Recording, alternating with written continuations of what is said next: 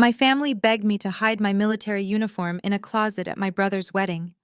They called my service an embarrassment to their elite guests and told me to blend in with the background. So I walked into their $150,000 reception wearing my army dress blues with a silver star pinned to my chest. Within minutes, 15 millionaire veterans were standing at attention, and the family who tried to erase me was left completely speechless. My name is Amber. I am 33 years old and a captain in the United States Army. I never expected my biggest battle to take place inside a luxury country club bridal suite. Before I continue this story, let me know where you are watching from in the comments below. Hit like and subscribe if you have ever had to stand up to toxic family members who tried to make you feel small. You will want to hear how I handled what came next. If you are going to wear that tacky security guard costume, you can leave right now. Nia, my future sister-in-law, snatched the heavy vinyl garment bag right out of my hands and threw it onto the marble floor of the bridal suite. As a highly successful African-American public relations executive, Nia curated her entire existence for social media and high society. Her perfectly manicured fingers were trembling with rage as she glared at me through her false eyelashes, her beautiful dark skin glowing under the harsh vanity lights. We are paying $150,000 for this wedding, Amber. Half of the guest list consists of elite PR clients, corporate investors, and state politicians. I will not have my luxury aesthetic ruined by you marching around looking like a glorified flying ambulance driver. The bridal suite was suffocatingly hot, smelling heavily of hairspray, expensive perfume, and mounting desperation. 3 makeup artists froze in the corner, holding their contour brushes in midair, awkwardly pretending they were not witnessing a family meltdown. I calmly reached down and picked up my garment bag, carefully dusting off the pristine fabric inside. I am an active duty officer, Nia. According to military regulations, I am fully authorized to wear my dress blues to formal civilian events. It is a sign of respect. Respect! Nia let out a sharp, mocking laugh that echoed off the mirrored walls. Please, you fly a medical helicopter. You are basically an Uber driver for injured people. It is not like you are a real war hero. Black tie means designer gowns, Amber. Not a stiff polyester suit that makes you look like you are about to issue parking tickets. Put on the bridesmaid dress or get out. She pointed to a plastic hanger hooked over the bathroom door. Hanging there was a hideous, ill-fitting beige gown that looked like it was made of cheap curtains. Nia had intentionally ordered it 2 sizes too large for me. She had even refused to let me get it altered, claiming there was no time. It was a petty, calculated move designed to make me look frumpy and awkward next to her glamorous friends. They wanted me to look pathetic. Just then, the door to the suite swung open and my brother Preston barged in. He was 35 years old, already dressed in his custom-tailored tuxedo, his hair slicked back perfectly. He was an investment banker and the undisputed golden child of our wealthy suburban family. What is going on in here? I can hear you two arguing from the hallway, he demanded, adjusting his platinum cufflinks. Your sister is refusing to wear the bridesmaid dress, Nia whined, instantly dropping her aggressive tone and playing the victim. She insists on wearing her army uniform. She wants to look like a soldier in our wedding photos, Preston. It is going to completely ruin the color palette. Preston turned to me, his eyes narrowing with that familiar condescending glare he had perfected since childhood. Amber, stop being difficult for once in your life. We already discussed this. You are not wearing that embarrassing outfit. You will look completely out of place next to the real VIPs. I looked back at my brother, feeling the familiar sting of his arrogance. Growing up, my parents praised his Ivy League degrees and Wall Street bonuses while treating my military aviation career like a tragic failure. To them, the military was an option only for people who had no other prospects, not for someone from our zip code. The uniform is not embarrassing, Preston, I said, keeping my voice steady. It represents honor and sacrifice, things you would not understand. Preston stepped closer, invading my personal space. Honor does not pay the bills, Amber. Power does. Influence does. The people at this reception run the state. They do not care about your little helicopter rides. Now you are going to put on the dress Nia bought for you, or I will have security escort you off the property. Before I could even process my own brother threatening to have me thrown out of his wedding, The heavy oak door of the bridal suite swung open again. In walked my mother, Patricia. She was holding a crystal flute of champagne and wearing a custom silver gown that probably cost more than my first car. The moment she stepped into the room, she took one look at the mounting tension between us, glanced at my uniform, and sighed with exaggerated exhaustion. Instead of asking what was wrong or trying to diffuse the situation, she immediately walked over and stood right next to Nia, placing a comforting hand on her shoulder. My mother had always treated Nia like the daughter she actually wanted. Nia was someone who cared deeply about brand names, exclusive country club memberships, and maintaining superficial appearances. She fit perfectly into my parents' world. I never did. "Why do you always have to be so difficult, Amber?" My mother asked, her tone dripping with profound disappointment. "Today is not about you. It is about Preston and Nia. Why must you always insist on making everything a battle?" "I am not making anything a battle, Mom," I replied, keeping my voice steady despite the adrenaline pumping through my veins. "I am simply wearing my formal dress uniform, which is the absolute highest standard of formal wear I own. It is completely appropriate for a high-end wedding." My mother rolled her eyes dramatically and took a slow sip of her champagne. "Please, Amber. We paid for you to go to Georgetown. We set you up for a brilliant career in corporate law or high finance. You could have been a partner at a top firm by now. Instead, you threw it all away to play soldier in the mud. You chose to go live in the dirt and fly around in dangerous war zones. That was your choice. But do not bring that unrefined part of your life into this room and embarrass your brother in front of his wealthy Wall Street friends." Hearing her reduce my entire decade of military service to playing soldier in the mud felt like a physical blow to my chest. I had flown countless medevac missions under heavy enemy fire. I had held the hands of dying men and women while lifting them out of combat zones. I had sacrificed my youth, my sleep, and my physical safety to serve my country. But to Patricia, all of that meant absolutely nothing because it did not come with a corner office and a luxury company car. Nia smirked, clearly enjoying the fact that my own mother was tearing me down. She crossed her arms and leaned against the illuminated vanity mirror. "See, Amber," Nia chimed in, her voice sickly sweet. "Even your own mother agrees that your outfit is completely inappropriate for our standard. We have image consultants, local politicians, and major media executives sitting in that grand ballroom right now. They expect elegance, not whatever this is." She gestured dismissively toward the medals on my chest. I looked down at them. The ribbons represented deployments, campaigns, and actual lives saved. But to these people, they were just tacky costume jewelry, ruining their perfectly planned aesthetic. "Amber, just listen to us for once," Preston added, checking his luxury watch again. "We have photos in 10 minutes. The photographer is already setting up the lighting in the courtyard. If you walk out there wearing that uniform, it will ruin the entire composition of the family portraits. We want a cohesive look." "Cohesive meaning you want me to look like a silent prop," I said, looking straight into his eyes. "Cohesive meaning we want you to look like you actually belong in this family," my mother snapped back. She walked over to the bathroom door, snatched the hideous beige dress off the plastic hanger, and shoved it directly into my chest. The cheap, scratchy fabric bunched up against my hands. "You are going to put this on right now," my mother demanded, her voice dropping all pretense of maternal warmth. "I will not let you ruin Preston's big day just because you are desperate for attention. You have exactly 5 minutes to change. If you come out of that bathroom wearing anything other than this dress, you will not be allowed in any family photos. You will be seated by the swinging kitchen doors, and I will personally make sure security keeps you far away from the VIP tables." The room fell completely silent.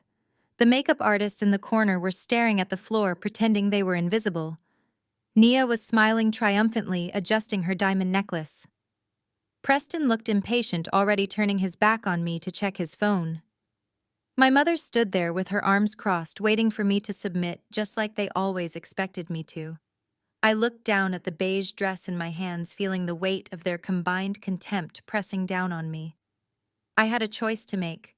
Would I surrender my dignity to appease their shallow vanity, or would I finally stand my ground? My heart pounded heavily against my ribs as I gripped the fabric tightly. Preston took another step toward me, closing the distance until he was towering over me. He adjusted the heavy gold Rolex on his left wrist, a deliberate gesture meant to remind me of the wealth and status he believed gave him authority over everyone in the room. "Listen to me very carefully, Amber," he said, his voice dropping to a low, threatening whisper. "I am not going to let your little rebellion ruin the most important networking event of my career. If you refuse to put on that bridesmaid dress, here is exactly what is going to happen. First, you will be completely banned from all family photos. The photographer has strict instructions. If you step into the frame wearing that uniform, he will stop shooting. You will not exist in the visual history of this day. Second, your seat at the head table has already been removed. If you walk into that ballroom in your military gear, you will be seated at table 32. It is in the far back corner, right next to the swinging doors of the catering kitchen. You can spend the evening talking to the waitstaff because none of my investors are going to interact with you." I stared at him, my grip on the scratchy beige fabric tightening. "You would banish your own sister to the kitchen just to impress a few politicians and hedge fund managers?" I asked, my voice barely above a whisper. "They are not just managers," Nia snapped from her spot by the vanity mirror, examining her perfect manicure. "They are billionaires, Amber. They are the people who control the state economy. Senator Kingston himself is arriving in an hour. Do you genuinely think we want a disgruntled, attention-seeking soldier hovering around him? It is a terrible look for my PR firm and a terrible look for Preston." My mother nodded in fervent agreement, her diamond earrings catching the light. "Preston is just being practical, dear. You have to understand that this wedding is an investment. You are being entirely too emotional about a piece of clothing. Just put on the dress, smile for the cameras, and go sit where you are told. It is not that difficult to be a supportive sister for one evening. Stop trying to make yourself the victim." The sheer level of gaslighting was suffocating. They were actively threatening to isolate and humiliate me, yet framing it as if I was the one being unreasonable. I looked from my mother to Nia, and finally back to Preston. His jaw was clenched, his eyes cold, and devoid of any familial warmth. He was a man who viewed relationships purely as transactions, and right now I was a liability threatening his return on investment. The golden child was terrified that my authenticity would shatter his carefully constructed facade. "And if I decide to walk out there exactly as I am," I challenged, tilting my chin up and meeting his aggressive stare. "What then?" Preston did not even blink. "If you walk out of this suite in that uniform and try to make a scene, I will not hesitate to have the country club security escort you off the property. The head of security is a personal friend of my father-in-law. I have already spoken to him. One text from me, and they will physically drag you out of the lobby in front of everyone. Is that the kind of attention you want? Do you want to be the crazy veteran sister who got thrown out of a high society wedding? Think about how that will look on your pristine military record." The silence in the room was absolute. The makeup artists were now pretending to rigorously clean their brushes, desperately trying to ignore the intense family warfare unfolding inches away from them. I stood there absorbing the full weight of my brother's threat. He was willing to use security guards against his own flesh and blood just to maintain an illusion of upper-class perfection. He was willing to humiliate me publicly to protect his fragile ego and his bank account. For a long moment, nobody moved. My mother held her breath. Nia crossed her arms, a smug, expectant smile playing on her lips. Preston stared me down, utterly convinced of his own supremacy. They thought they had cornered me. They thought years of treating me like the family scapegoat had conditioned me to fold under pressure. They believed that because I had always walked away from their toxic drama in the past, I would simply surrender my dignity now to keep the peace. I looked down at the beige fabric in my hands. The dress was a symbol of my submission. It was a physical manifestation of my family's desire to erase who I was and force me into a mold that made them comfortable. I took a deep breath, letting the oxygen fill my lungs, calming my racing heart. I thought about the men and women I had served alongside people of genuine honor who would never betray their own blood. Without saying a single word, I turned away from Preston. I walked past my mother, ignoring the triumphant sigh of relief she let out. I stepped past Nia, who immediately turned back to her reflection with a satisfied smirk. I walked directly into the massive marble bathroom attached to the suite. I pulled the heavy wooden door shut behind me and firmly locked the deadbolt. Through the thick wood, I could hear the faint sound of laughter. It was Nia and my mother sharing a celebratory moment, completely convinced that they had broken me. The family smirked, thinking they had won. I stood alone in the center of the massive marble-lined bathroom, surrounded by gold fixtures and complimentary imported lotions. The contrast between this sterile luxury and the dusty, blood-stained environments I was used to operating in was jarring. I looked at the beige bridesmaid dress clutched in my hands. The cheap, scratchy polyester felt almost offensive against my skin. It was a physical manifestation of everything they wanted me to be: dull, compliant, and easily hidden in the background. With a deep breath, I let go. The fabric fell pooling onto the pristine white floor tiles like a discarded rag. I was done shrinking myself to fit into their shallow world. I unzipped the heavy vinyl garment bag I had brought in with me. Inside, meticulously pressed and perfectly tailored, was my United States Army dress blues uniform. I took off my civilian clothes and began the familiar grounding ritual of getting dressed. Every button, every crease, and every alignment required absolute focus and precision. I slipped on the crisp white shirt followed by the dark blue coat. As I fastened the gold brass buttons, I felt a profound shift in my posture. My shoulders squared naturally. The weight of the uniform was a comforting embrace, reminding me of the countless men and women who had worn it before me. It represented discipline, sacrifice, and a commitment to something far greater than corporate networking events or country club status. My family viewed my military service as a blue-collar escape from their high society expectations. They thought I spent my days doing menial labor, scrubbing barracks or driving trucks. They had absolutely no idea what my life as a medevac helicopter pilot actually entailed, mostly because in the past 10 years, not a single one of them had ever bothered to ask. To them, my career was an inconvenient topic to be quickly brushed past during holiday dinners. I reached into the side pocket of my garment bag and pulled out a small, rectangular navy blue velvet box. I ran my thumb over the soft fabric of the lid before snapping the hinge open. Resting inside on a bed of white satin was the Silver Star. It is the third highest military combat decoration awarded for gallantry in action. Looking at the five-pointed gold star suspended from the red, white, and blue ribbon, my mind briefly flashed back to the Korangal Valley in Afghanistan 2 years ago. The sky had been choked with thick black smoke and the deafening roar of artillery fire. I had piloted my dust-off chopper directly into a hot landing zone, hovering mere feet above the jagged terrain, while heavy mortar rounds exploded all around us. We were there to extract a critically wounded Army Ranger who had been pinned down behind enemy lines.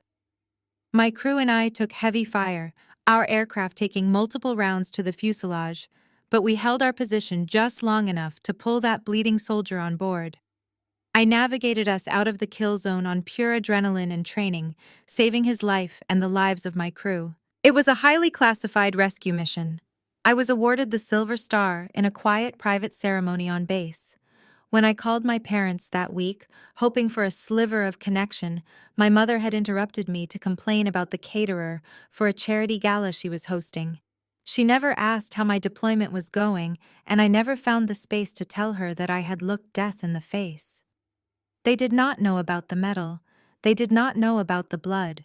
They only cared that my career choice did not come with a luxury company car or a corner office. I lifted the Silver Star from the velvet box. The metal was cool and heavy to the touch.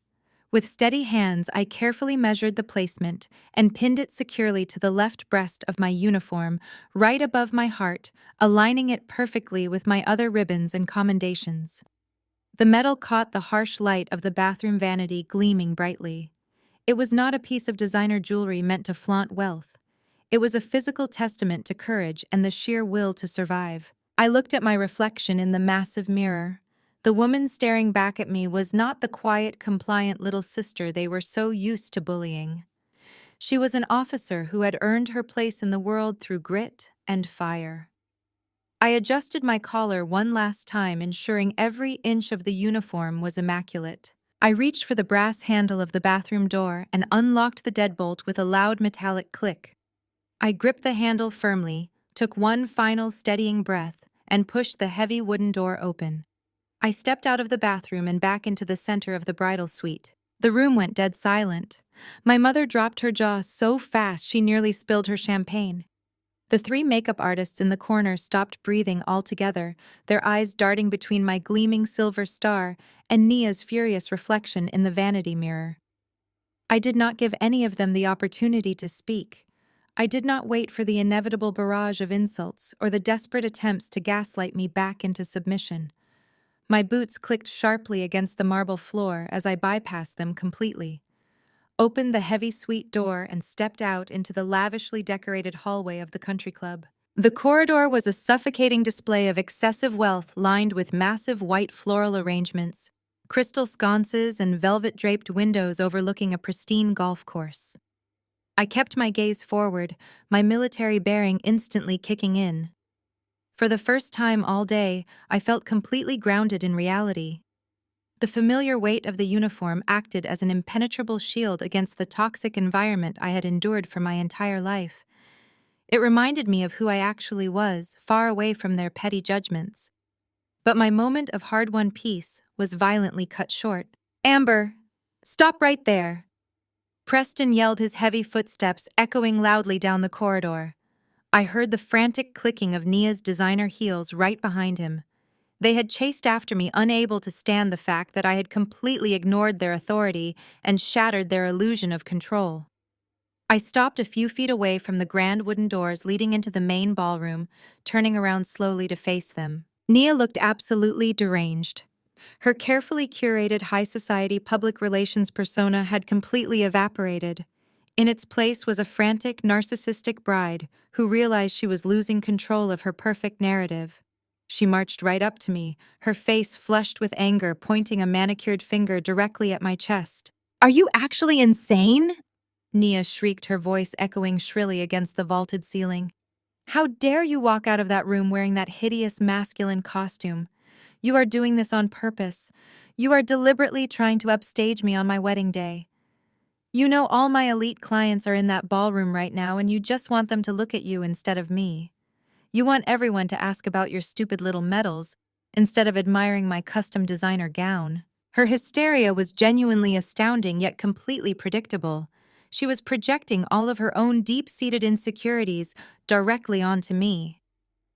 To Nia, every single interaction in life was a calculated public relations stunt. She naturally assumed my decision to wear my uniform was an orchestrated attack on her personal brand. She could not comprehend that my life did not revolve around her aesthetic or her desperate need for validation. "You are going to ruin the entire event," Nia continued, her chest heaving as she practically hyperventilated. "I spent $150,000 to make this day flawless. I invited state politicians. I invited Senator Thomas Kingston, my biggest client. And you are going to march in there looking like a desperate, attention-seeking grunt. You are a terrible sister. You have always been jealous of Preston and me." My brother stood right beside her, nodding in furious agreement. His fists were clenched tightly at his sides, the veins in his neck bulging against his stiff white collar. He stepped forward, attempting to use his physical size to intimidate me, just like he had done when we were teenagers fighting in our suburban home. "Take it off, Amber," Preston commanded, his voice shaking with pure, unadulterated rage. "I am not asking you anymore. I am telling you, you will go back into that bathroom right now, you will put on the bridesmaid dress we bought for you, and you will apologize to Nia for pulling this pathetic stunt. You are not going to humiliate this family in front of my investors." I did not step back.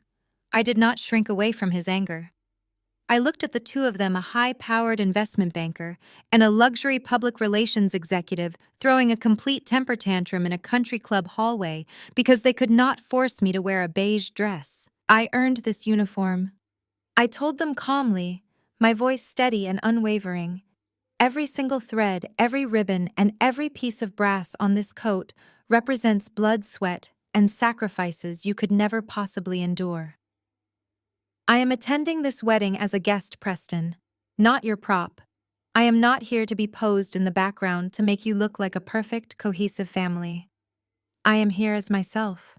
Take it or leave it. Preston's face turned a dangerous shade of crimson. His absolute authority had been directly challenged, and in his shallow world, that was an unforgivable offense. He looked frantically around the corridor until his eyes locked onto something over my shoulder. His expression instantly shifted from blind rage to a cold, vindictive smirk. Fine, Preston spat out, straightening his tuxedo jacket and adjusting his Rolex. We will leave it. He raised his hand and aggressively waved over two large event security guards who were stationed near the ballroom entrance. The guards immediately jogged over, their expressions serious as they assessed the tense confrontation. Preston pointed a perfectly manicured finger right at my face. This woman is trespassing and causing a disturbance, Preston told the guards, his voice dripping with malice. Remove her from the premises immediately. The two security guards closed the distance between us in seconds. They were dressed in crisp white shirts and black ties, standard issue for the luxury country club. One was a young man in his early 20s, looking eager to please the wealthy patrons who paid his salary.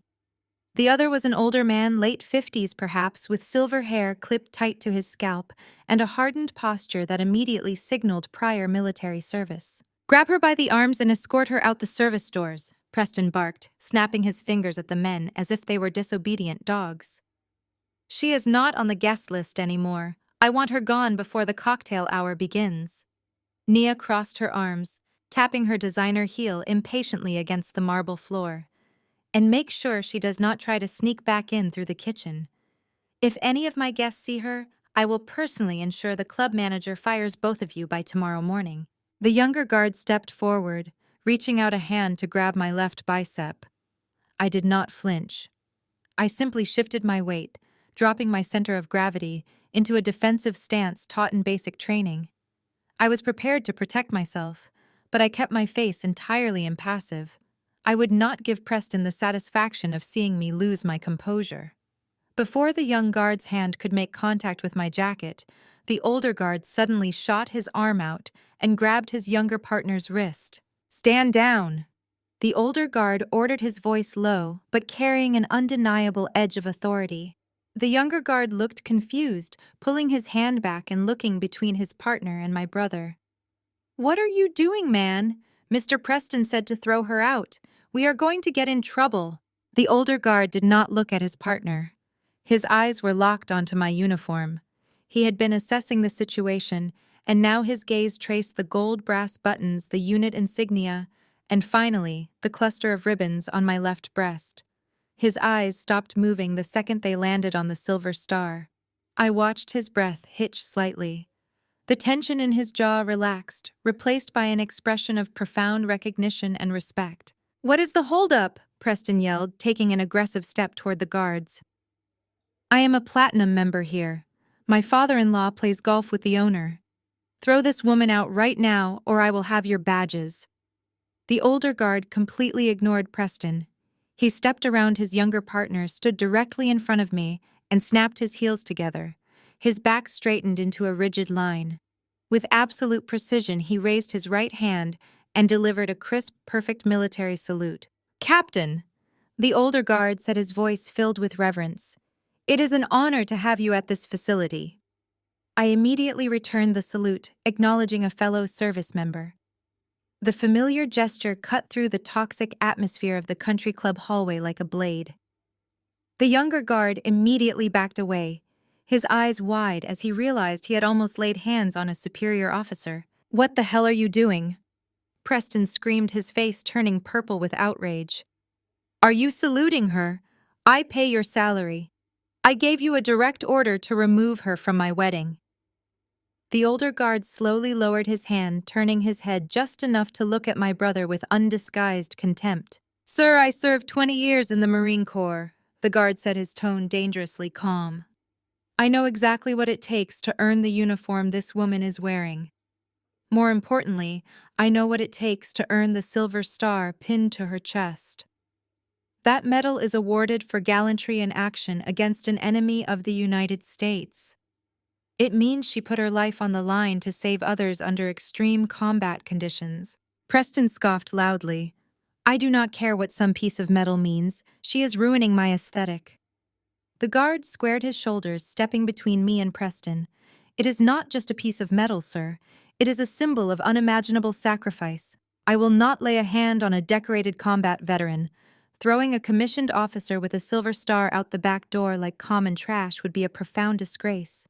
I refuse to do it. You are fired! Nia shrieked, her voice echoing down the corridor. You are completely incompetent.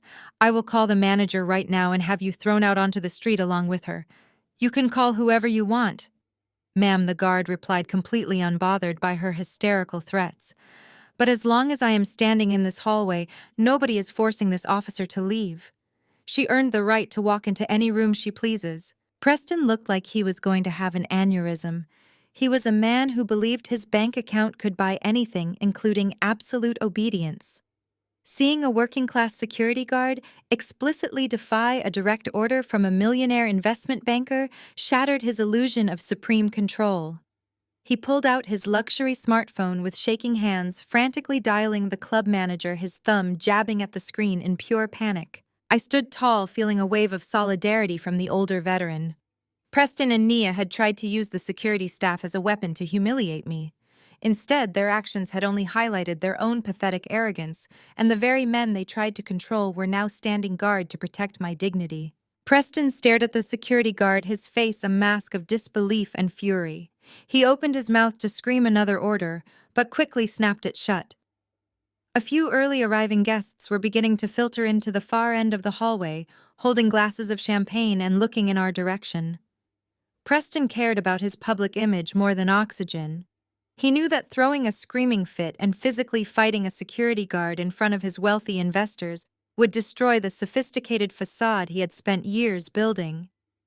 He abruptly shoved his phone back into his tuxedo pocket and grabbed Nia by the arm, pulling her away. Fine, Preston hissed over his shoulder, his voice trembling with suppressed rage. You can stay, but you are not sitting anywhere near the front. He aggressively flagged down the frantic wedding planner, a woman holding a clipboard and looking terrified of my brother.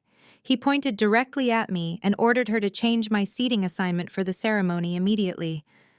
I was stripped of my rightful place in the second row with the immediate family. Instead, the planner escorted me down the long, winding path to the outdoor courtyard where the ceremony was taking place. She led me past rows of pristine white chairs decorated with imported silk ribbons all the way to the very back corner of the lawn. My new assigned seat was directly behind a massive towering pillar of white hydrangeas and imported orchids. The floral arrangement was so wide and dense that it completely blocked any view of the altar. It was a deliberate, petty attempt to erase me from the visual landscape of the wedding. To make matters worse, I was seated next to a group of distant, disgruntled relatives who had not been invited to family events in a decade. They spent the entire prelude complaining loudly about the humidity, the lack of an open bar before the ceremony, and the uncomfortable wooden chairs. I sat up perfectly straight, resting my hands in my lap, completely ignoring their endless stream of negativity. The string quartet began playing a slow, dramatic classical piece, signaling the start of the ceremony. The wealthy guests settled into their seats, their expensive jewelry sparkling under the late afternoon sun. I stared at the back of the floral pillar, feeling the heavy fabric of my uniform grounding me. Just as the music swelled for the bridal procession, I felt a sharp poke on my shoulder. I turned my head slightly. My mother, Patricia, had abandoned her seat of honor in the front row during the long musical interlude. She had marched all the way to the back of the seating area under the guise of greeting a late guest, but her true target was me. She leaned down, her face inches from my ear, her heavy designer perfume burning my nose. I hope you are happy with yourself, Amber, my mother whispered harshly, her voice a toxic hiss meant only for me. You just had to ruin the aesthetic of the most important day of your brother's life. Look at you hiding back here in that ridiculous suit. You look completely pathetic. I kept my eyes fixed straight ahead, refusing to give her the emotional reaction she was desperately seeking. You know, my mother continued, her tone dripping with venom, Nia just signed a public relations contract last month that paid out more than your entire annual military salary. She makes hundreds of thousands of dollars a year, mingling with senators and corporate executives. She is building an empire. And what exactly do you have to show for your life? You fly around in the dirt making a fraction of what your brother makes. You could have been sitting in the front row today as a respected corporate lawyer. Instead, you are sitting in the back with the rejects wearing a uniform that screams you could not make it in the real world. Her words were designed to cut deep to exploit every insecurity I might have had about choosing a life of service over a life of luxury. She wanted me to feel small. She wanted me to break down to apologize, or to run away crying so they could finally claim the narrative that I was the unstable, jealous sister. I did not move a single muscle. I kept my breathing slow and measured, drawing on the years of intense psychological conditioning I had undergone in military aviation. I had successfully landed a damaged helicopter under heavy enemy fire, with the lives of my crew depending on my focus. A bitter status-obsessed suburban mother whispering insults in my ear was not going to break my bearing. "I know exactly what my life is worth, Mom," I replied in a calm, barely audible whisper, my gaze never wavering from the floral pillar in front of me. "And I know exactly what yours is worth, too." My mother let out a small, offended gasp. She lingered for another moment, hoping I would turn and look at her, hoping for some sign that her venom had taken effect. When I remained completely stoic, unbothered, and unmovable as a stone wall, she finally gave up. She straightened her posture, smoothed out her expensive silver gown, and hurried back up the aisle to take her place before Nia made her grand entrance. I sat in the shadow of the flowers, the silver star resting heavy and bright against my chest, waiting for the reception to begin. The ceremony concluded with a predictable display of manufactured perfection. As the string quartet transitioned into a lively jazz ensemble, the 100 elite guests began making their way from the outdoor courtyard to the grand ballroom for the cocktail hour. I waited until the rows of white chairs were completely empty before finally stepping out from behind my designated floral pillar. I smoothed down the front of my dress blues, adjusted my cover, and walked toward the reception hall. The ballroom was a breathtaking display of excessive spending. Waiters in white gloves circulated with silver trays of champagne and miniature caviar blinis. I took a position near a massive ice sculpture by the far wall, a strategic vantage point that allowed me to observe the entire room without being easily cornered. From across the hall, I spotted my brother and my new sister-in-law. Preston and Nia were entirely in their element, seamlessly gliding from group to group. They were not celebrating their union as husband and wife. They were working the room, shaking hands with hedge fund managers and state politicians, actively securing future investments and public relations contracts. It did not take long for me to notice the sudden shift in the atmosphere. Every time Preston and Nia left a group of guests, those same guests would slowly turn their heads to look directly at me. The glances were not subtle. At first, I assumed they were simply curious about the military officer standing alone at a high society wedding. But as the cocktail hour dragged on, the looks grew increasingly pointed. There was no respect in their eyes. Instead, I saw a toxic mixture of judgment, discomfort, and condescending pity. I decided to move closer to the center of the room to grab a glass of club soda from the bar. As I navigated through the crowd of expensive silk gowns and tailored tuxedos, I found myself standing just behind a towering arrangement of white roses, completely out of sight of a group of Preston's wealthy corporate investors. Nia's high-pitched, perfectly modulated public relations voice carried clearly over the jazz music. "You have to understand, it is just so difficult for our family," Nia was saying, sounding artificially heartbroken. "We tried everything to help her transition back into normal civilian society. We even bought her a beautiful designer gown for today. But Amber is just not well. She absolutely refused to take off her uniform. She thinks she is still in a combat zone. It is severe PTSD, the doctors say." Preston immediately jumped in, playing the role of the tragic, supportive older brother. "We just have to be patient with her," he added smoothly, swirling his expensive bourbon. "The military really damaged her mental state. She clings to that uniform because she has lost touch with reality. We could not just leave her at home, even though she is acting so erratic. Family comes first after all. We are doing our absolute best to manage her delusions today. A collective murmur of sympathetic gasps erupted from the group of investors. "Oh, you poor things," an older woman dripping in diamonds replied, placing a perfectly manicured hand on Nia's arm. "It is so noble of you both to let her attend despite her condition. She looks completely unhinged standing over there, all by herself. You two are so brave for dealing with this kind of burden on your special day." My blood ran ice cold. They were not just ignoring me anymore. They were actively assassinating my character to save their own aesthetic. To explain away the presence of a military uniform at their black tie networking event, Nia and Preston had casually diagnosed me with severe mental illness.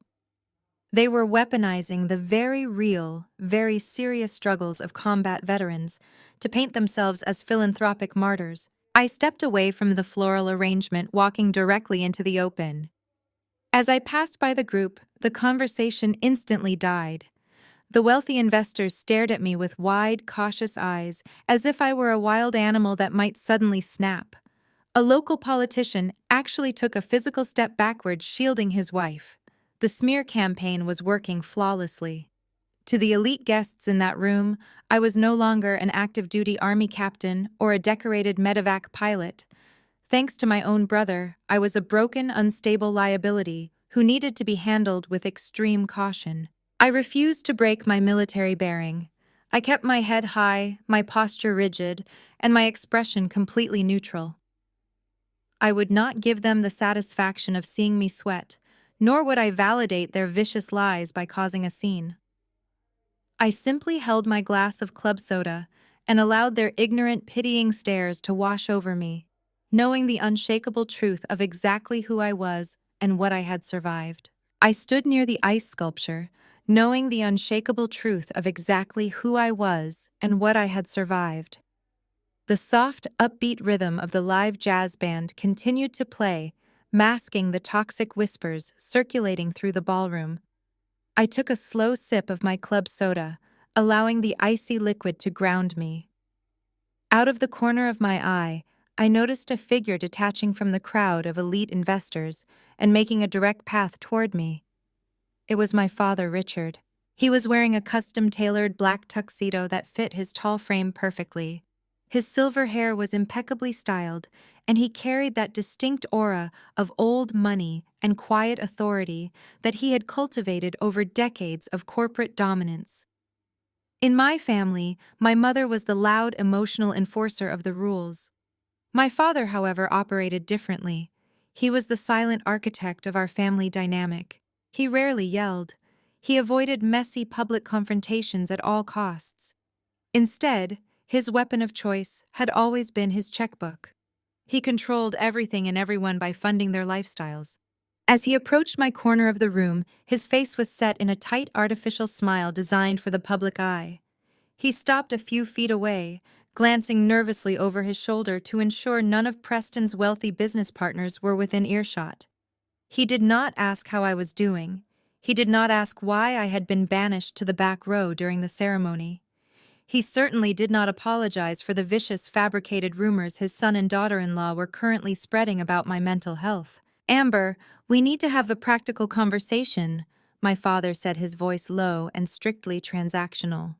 He reached into the inner breast pocket of his tuxedo jacket and pulled out a crisp, folded piece of paper.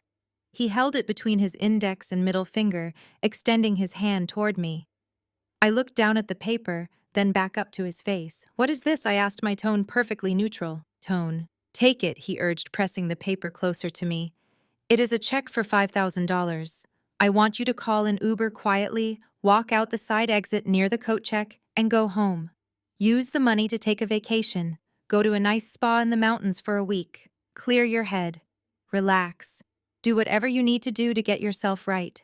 I slowly reached out and took the folded paper from his hand. I opened it. The blue ink was fresh, the numbers written in his sharp, precise handwriting. $5,000. To a man who routinely dropped $50,000 on a country club membership without blinking, this was absolute pocket change. It was an insulting payoff. It was the exact price tag he had placed on my dignity and my absence. "I am not going to a spa, Dad," I said, looking him dead in the eye. "I am perfectly fine right where I am." My father let out a heavy, patronizing sigh. He pinched the bridge of his nose, acting as though he were dealing with a deeply unreasonable child. "Amber, please do not make this harder than it has to be. Preston is on the verge of closing a massive venture capital fund. His entire future depends on the connections in this room today. We have state politicians here. Senator Thomas Kingston is scheduled to arrive any minute now, and Nia is banking on securing his re-election campaign for her PR firm." He took a step closer, dropping the fake smile entirely. His eyes grew cold and calculating. "Your presence here is making the investors deeply uncomfortable. They do not understand the military aesthetic. They see a woman standing alone in a combat uniform at a luxury wedding, and it makes them nervous. Naya and Preston are having to do damage control to explain why you are acting this way. You are a distraction, Amber. You are a liability to your brother's success. Just take the money and leave before the senator arrives and sees this mess." The betrayal was not loud or violent, but it was absolute. My father had just confirmed that he viewed my brother's financial networking as vastly superior to my basic human right to exist in my own family. He was actively participating in my erasure, using his wealth to literally buy my silence and remove me from the visual landscape so Preston could close a business deal. He believed that because he had always been able to buy his way out of uncomfortable situations, he could buy his way out of having a daughter who refused to conform. I looked at the crisp blue check in my hand. I thought about the men I had served with who had given their lives for this country, men who could not be bought or compromised by cowardly corporate elites. I held the check up between both hands so my father could see it clearly. With a slow, deliberate motion, I tore the thick paper directly down the middle. The sharp, ripping sound cut through the low hum of the ballroom chatter. I stacked the two halves together and tore them again, reducing his $5,000 bribe into worthless scraps of paper. My father stared at my hands in absolute shock. Nobody in his entire life had ever rejected his money. I let the torn pieces flutter down from my fingers, landing silently on the polished hardwood floor, right by his expensive leather shoes. "My dignity is not for sale," I told him, my voice steady and completely devoid of emotion. "And I am not a liability. I am an invited guest. I will leave this wedding when I am ready to leave, and not a single second before." My father opened his mouth to speak, his face flushing with a mixture of embarrassment and suppressed rage, but a sudden shift in the ballroom's atmosphere cut him off completely. The jazz band abruptly stopped playing, and the loud, echoing sound of a glass being repeatedly tapped with a silver spoon drew the attention of every single person in the room. I turned away from my father, who was still staring at the torn pieces of his check on the floor. At the center of the ballroom, standing on a slightly elevated platform, was my brother. Preston was tapping a crystal champagne flute, a bright spotlight hitting his perfectly gelled hair. "Ladies and gentlemen, please take your seats," the master of ceremonies announced over the sound system. "Dinner is about to be served." My father gave me one last furious glare before turning on his heel and marching toward the VIP tables at the front of the room. I navigated my way through the sea of guests, finally finding table 32. True to Preston's threat, it was wedged in the darkest corner of the ballroom, practically touching the swinging metal doors of the catering kitchen. As I sat down alone, a chaotic parade of waiters rushed past me carrying silver trays loaded with filet mignon and butter-poached lobster. I did not mind the isolation. It gave me a perfect, unobstructed view of the head table. Preston took the microphone from the DJ, wrapping his arm around Nia's waist. She leaned into him, posing perfectly for the hired videographers who were circling them like vultures. I expected a traditional wedding toast, perhaps a story about how they met or a heartfelt thank you to our parents. But Preston did not view this as a wedding. He viewed it as a quarterly earnings call. "Welcome, everyone, to what is undoubtedly the social event of the season," Preston began, his voice booming through the massive speakers. "When Nia and I started planning this day, we knew we wanted to surround ourselves with the absolute best. The innovators, the market makers, the people who actually drive the economy of this great state forward. Looking out at all of you, I am incredibly proud of the network we have built together. He paused to let the applause wash over him. This has been a monumental year for us. My new venture capital fund just crossed the $200 million mark in managed assets, and my beautiful bride here just secured 3 major political campaigns for her public relations firm. We believe in creating our own wealth. We believe in building empires. The crowd erupted into enthusiastic clapping. My parents, seated at the table closest to the stage, were beaming with absolute pride. My mother was actually wiping away a fake tear, captivated by the sheer financial arrogance of her golden boy. This was the exact narrative they worshipped. Success measured exclusively by bank accounts and corporate titles. Preston raised his glass, his eyes scanning the room, until they found me sitting in the shadows by the kitchen. A nasty, triumphant smirk crossed his face. He leaned closer to the microphone. "You know, navigating the corporate world requires real grit," he continued, his tone shifting into something sharper. "It requires waking up every single day and actually producing value for society. We do not believe in taking handouts. We certainly do not believe in leeching off taxpayer money while playing dress-up and demanding respect we did not earn in the boardroom. In this family, we respect real work, not government-funded charity cases." The implication was blindingly obvious. He had just publicly equated my military service and my uniform to a taxpayer-funded handout. He was calling me a charity case in front of 100 elite guests. A wave of awkward laughter rippled through the ballroom. The shallow socialites and Nia's public relations friends chuckled politely, raising their glasses to toast his ruthless punchline.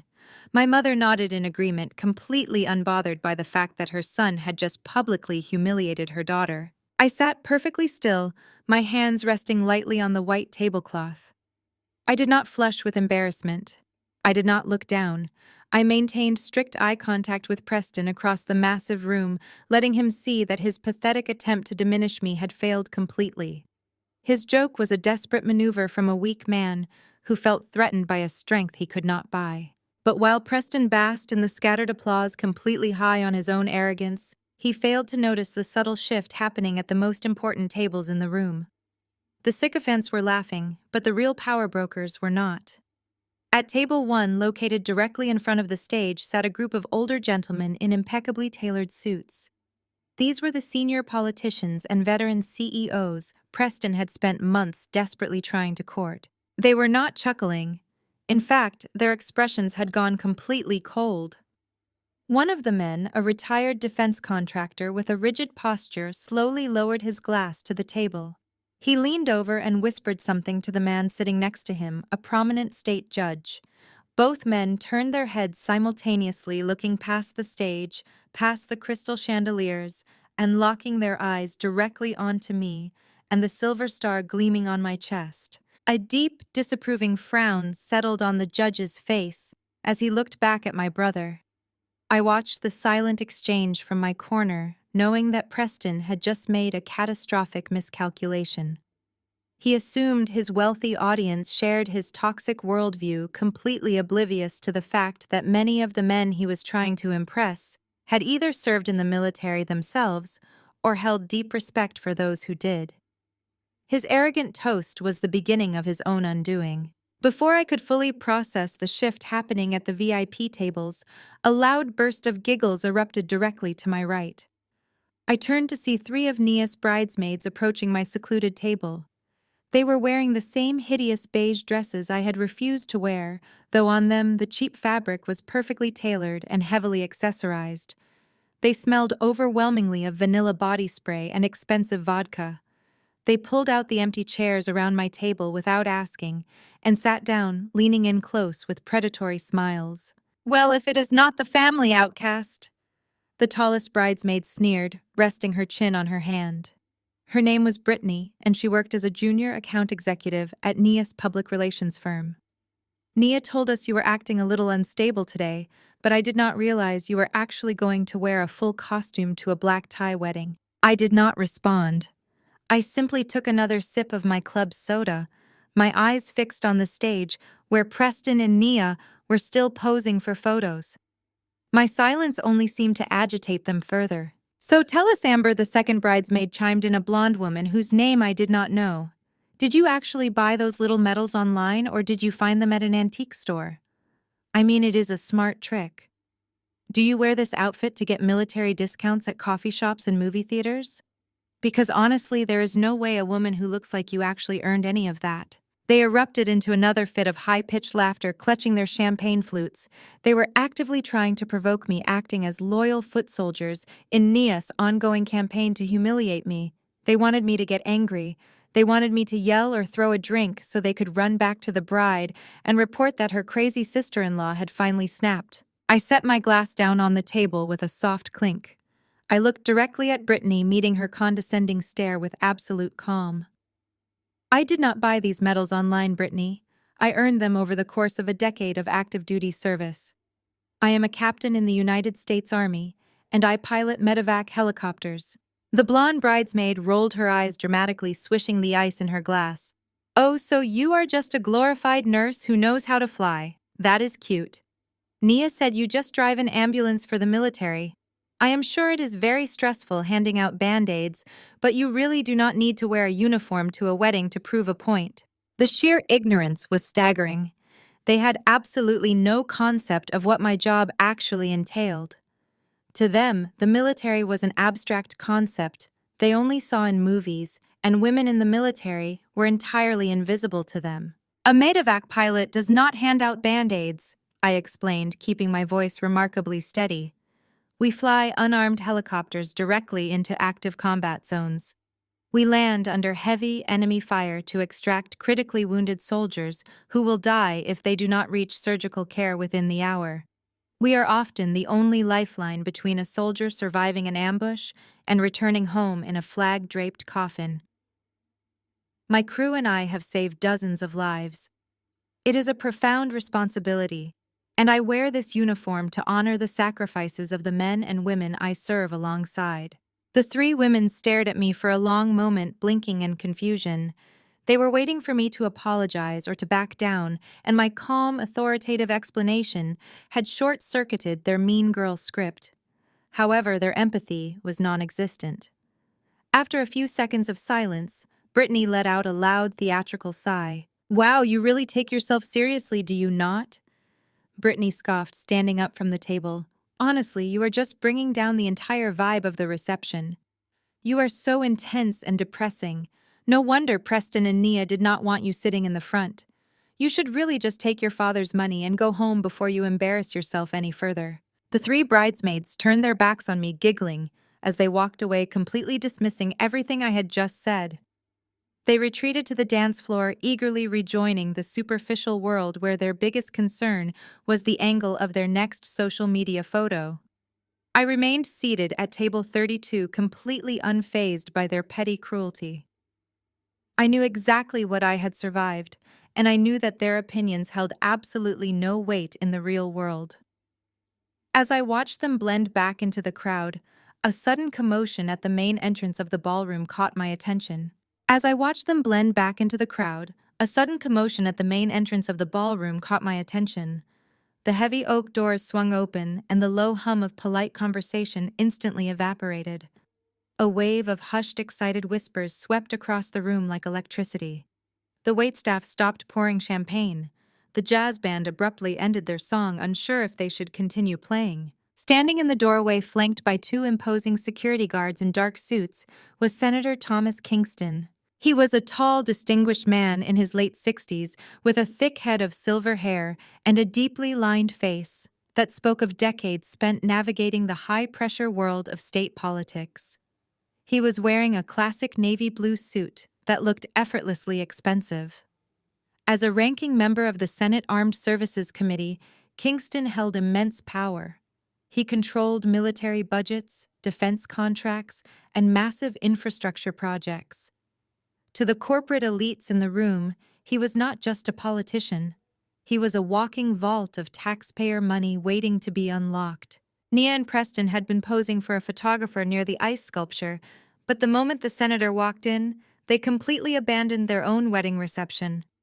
They practically sprinted across the ballroom, shoving past their wealthy guests in their desperation to reach him first. Nia's face was flushed with frantic excitement. This was the moment she had been obsessing over for months. If she could lock Senator Kingston down as a client for her public relations firm, and if Preston could secure his backing for his new venture capital fund, their financial future would be permanently guaranteed. Senator Kingston, Nia exclaimed loudly, ensuring her voice carried over the quiet murmurs of the crowd. She extended both hands, a blinding artificial smile plastered across her face. "We are so incredibly honored that you could make it. Thank you for gracing us with your presence on our special day." The senator offered a polite practice smile. He briefly shook Nia's hand before immediately pulling his own away. "The pleasure is mine," he said, his tone perfectly cordial but entirely devoid of any real warmth. "Congratulations to you both. It is a lovely event." Preston immediately inserted himself into the interaction, smoothing down his tuxedo jacket and standing impossibly tall. "Senator, I am Preston, Nia's husband. It is an absolute privilege to finally meet you. Nia has spoken so highly of the work you are doing on the Armed Services Committee. In fact, my venture capital firm is currently looking into several highly profitable defense tech startups. I would love to schedule a meeting with your office next week to discuss how we might align our financial strategies with your political goals." It was a shameless, aggressive pitch delivered less than 30 seconds after the man had walked through the door. Several guests nearby cringed at Preston's lack of social grace. The senator did not flinch, but his eyes narrowed slightly, a microscopic shift that betrayed his irritation. He had spent his entire career dealing with ambitious, greedy men who viewed him solely as a stepping stone to greater wealth. "That is very ambitious of you, Preston," the senator replied smoothly, expertly, deflecting the proposition. "But tonight is about celebrating your marriage. Let us leave the political strategies for Monday morning." Nia, sensing the senator's subtle dismissal, panicked. She desperately needed to prove to her corporate guests that she had a close personal relationship with the most powerful man in the room. She leaned in closer to the senator, lowering her voice slightly, but still keeping it loud enough for the surrounding investors to hear. "We completely understand," Senator Nia said, placing a manicured hand on her chest. "We just wanted to make sure you were comfortable. We actually had a bit of a situation earlier." Preston's sister showed up uninvited, wearing a military uniform. She suffers from some very severe mental health issues. PTSD, they think. She is completely delusional and thinks she is in a combat zone. We tried to ask her to leave, but we did not want to cause a massive scene. We just want you to know that if she approaches you or starts acting erratically, security is fully prepared to handle her. We would never let someone like that bother you." I was still sitting quietly at table 32 in the back of the room, completely out of the senator's line of sight, but I watched his reaction to Nia's words carefully. The polite, practiced smile instantly vanished from his face. His posture stiffened. The air around him seemed to drop 10 degrees. Nia thought she was bonding with him. She assumed that an elite wealthy politician would share her utter disdain for a broken, unstable veteran ruining her luxury aesthetic. She thought throwing me under the bus would make her look like a compassionate, put-upon martyr protecting a VIP guest. The senator stared at Nia, his jaw clenching tight. He looked at Preston, who was nodding in agreement with his wife's toxic lies. He did not say a word. He simply turned away from them, leaving the golden couple standing awkwardly by the entrance, and began walking slowly toward the center of the ballroom. Nia was visibly trembling with frustration. She had just deployed her best public relations tactics, even using my supposed mental illness as a sympathy card, and the senator had completely brushed her off. Her desperate need for control was slipping, and I could see the exact moment she decided to punish me for it. In her mind, I was the reason the senator had walked away. She needed to reassert her dominance over the aesthetic of the wedding and make sure every single wealthy investor in that room knew exactly who belonged and who was an outcast. Nia grabbed Preston's arm, whispering furiously into his ear. Preston nodded, his face tight with anger, and signaled to the wedding planner. Nia then marched her designer gown straight over to the elevated stage where the DJ was set up. She leaned over the turntables, her manicured fingers gripping the edge of the booth as she issued a set of very specific, hushed instructions. The DJ, a young guy who looked completely intimidated by her aggressive energy, nodded frantically and reached for his microphone. Nia glided back to the center of the pristine white dance floor, pasting that blinding artificial smile back onto her face. The overhead lights dimmed, casting a warm, romantic glow across the center of the room, while plunging the outer edges into deep shadows. "Ladies and gentlemen," the DJ announced, his voice echoing through the massive speakers. At this time, the bride and groom would like to invite their immediate family to the dance floor for a very special exclusive family dance. Let us please welcome the parents of the groom, Richard and Patricia, to join Preston and Nia. The omission was loud and deliberate. In a normal wedding, a family dance would include siblings, grandparents, and anyone closely tied to the couple. But Nia had specifically instructed the DJ to call out my parents by name, intentionally drawing a hard, undeniable line around their perfect four-person unit.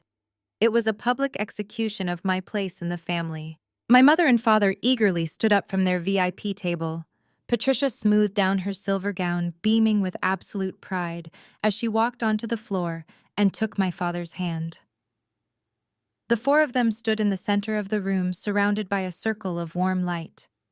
The string quartet, which had temporarily replaced the jazz band for this specific moment, began playing a slow, sweeping classical melody. I sat alone at table 32 in the absolute back of the ballroom. The contrast could not have been more striking. They were bathing in the spotlight, moving gracefully to the music, posing perfectly for the circling videographers. They looked like a photograph ripped straight out of a luxury lifestyle magazine. Meanwhile, I was sitting in the dark, my table so close to the catering kitchen that I could hear the chef shouting orders and the loud clatter of industrial dishwashers. Waiters rushed past me with heavy trays of food, occasionally bumping into my chair, completely oblivious to my presence. It was a masterclass in orchestrated humiliation. Nia wanted me to feel the crushing weight of my isolation. She wanted me to look at the bright center of the room and realize that I would never be good enough, rich enough, or compliant enough to be allowed into their circle of warmth. She expected me to break down. She expected me to finally stand up, call that Uber my father had tried to pay for, and run out the back door in tears of defeat. I did not move. I sat perfectly upright, my posture rigid and disciplined. I rested my hands on the white tablecloth and watched them dance. I did not feel sad. I did not feel rejected.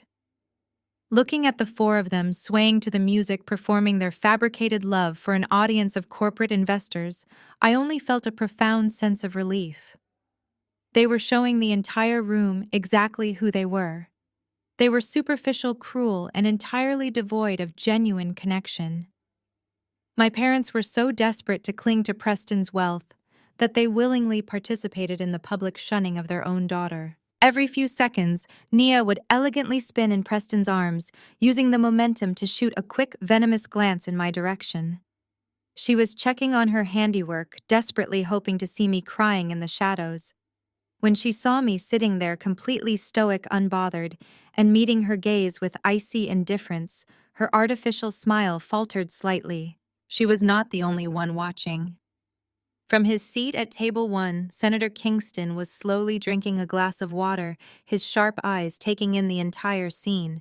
He looked at the exclusive family dance on the floor, and then he looked past the crowds, past the massive floral arrangements, directly to the dark corner where I sat alone in my military uniform. The senator was a man who understood unit cohesion and loyalty above all else. He was watching a family actively abandon one of their own, and I could tell by the rigid set of his jaw that he found the display absolutely repulsive. While the senator continued to observe the orchestrated humiliation from his VIP table, a secondary disturbance occurred near the back entrance of the ballroom not far from where I was seated. The heavy service doors swung open, and in walked a man who immediately commanded the atmosphere of the room without saying a single word. It was Nia's Uncle David. He was a tall, powerfully built African-American man in his late 60s. Despite wearing a sharp, custom-tailored tuxedo, His posture instantly gave away his past. He carried himself with the unmistakable rigid discipline of a retired United States Marine Corps colonel. He had been delayed at the airport and missed the ceremony, arriving just in time to witness the pinnacle of his niece's manufactured social performance. David stood near the edge of the shadows, his hands clasped behind his back, taking in the grand spectacle. He watched Nia twirling under the spotlight with Preston, surrounded by my beaming, superficial parents. I knew from the few times we had spoken during the rehearsal dinner that David had very little patience for high society vanity. He loved his niece, but he saw right through her desperate need for corporate validation.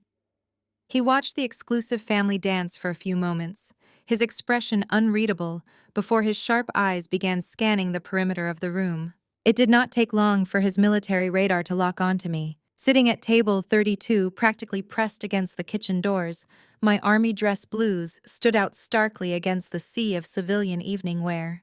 David narrowed his eyes. He bypassed the crowds of cheering investors and smoothly navigated his way through the dimly lit outer edge of the ballroom, making a direct path toward my table. As he closed the distance, his seasoned gaze swept over my uniform, evaluating the brass, the unit insignia, and the perfectly aligned ribbons. Then he saw it. The moment his eyes registered the silver star pinned above my heart, David stopped dead in his tracks. The breath hitched in his chest. A man who had commanded battalions and survived multiple combat deployments stood completely frozen in the shadows of a luxury country club. He stared at the medal intimately, understanding the sheer gravity of blood, fire, and sacrifice required to earn it. He looked from the medal up to my face, recognizing me as the sister of the groom, the woman his niece had been complaining about all weekend. The pieces clicked together in his mind instantly. He looked back toward the brightly lit dance floor, where Nia and Preston were laughing and soaking in the applause, deliberately excluding me. The realization of what they had done hit him like a physical blow. His expression shifted rapidly from shock to profound, simmering disgust. David took the final few steps to my table. He did not offer a polite wedding greeting. He stood at attention, his voice low and vibrating with restrained anger. Captain David said, his tone carrying the heavy weight of absolute respect. Why in the name of God is an officer with a silver star sitting in the dark next to a catering kitchen while a family dance is happening on that floor? I looked up at him, maintaining my composure. I did not want to sound like a victim, so I delivered the truth with clinical detachment. Apparently, Colonel, my uniform does not fit the luxury aesthetic of the evening, I replied, my voice steady. I was told that my presence would make the venture capital investors and the politicians uncomfortable. My brother and your niece requested that I sit back here so I would not ruin their photos or distract from their networking opportunities. The muscles in David's jaw clenched so tightly, I thought his teeth might shatter. The anger radiating from him was palpable. To a Marine colonel unit, cohesion and loyalty were sacred.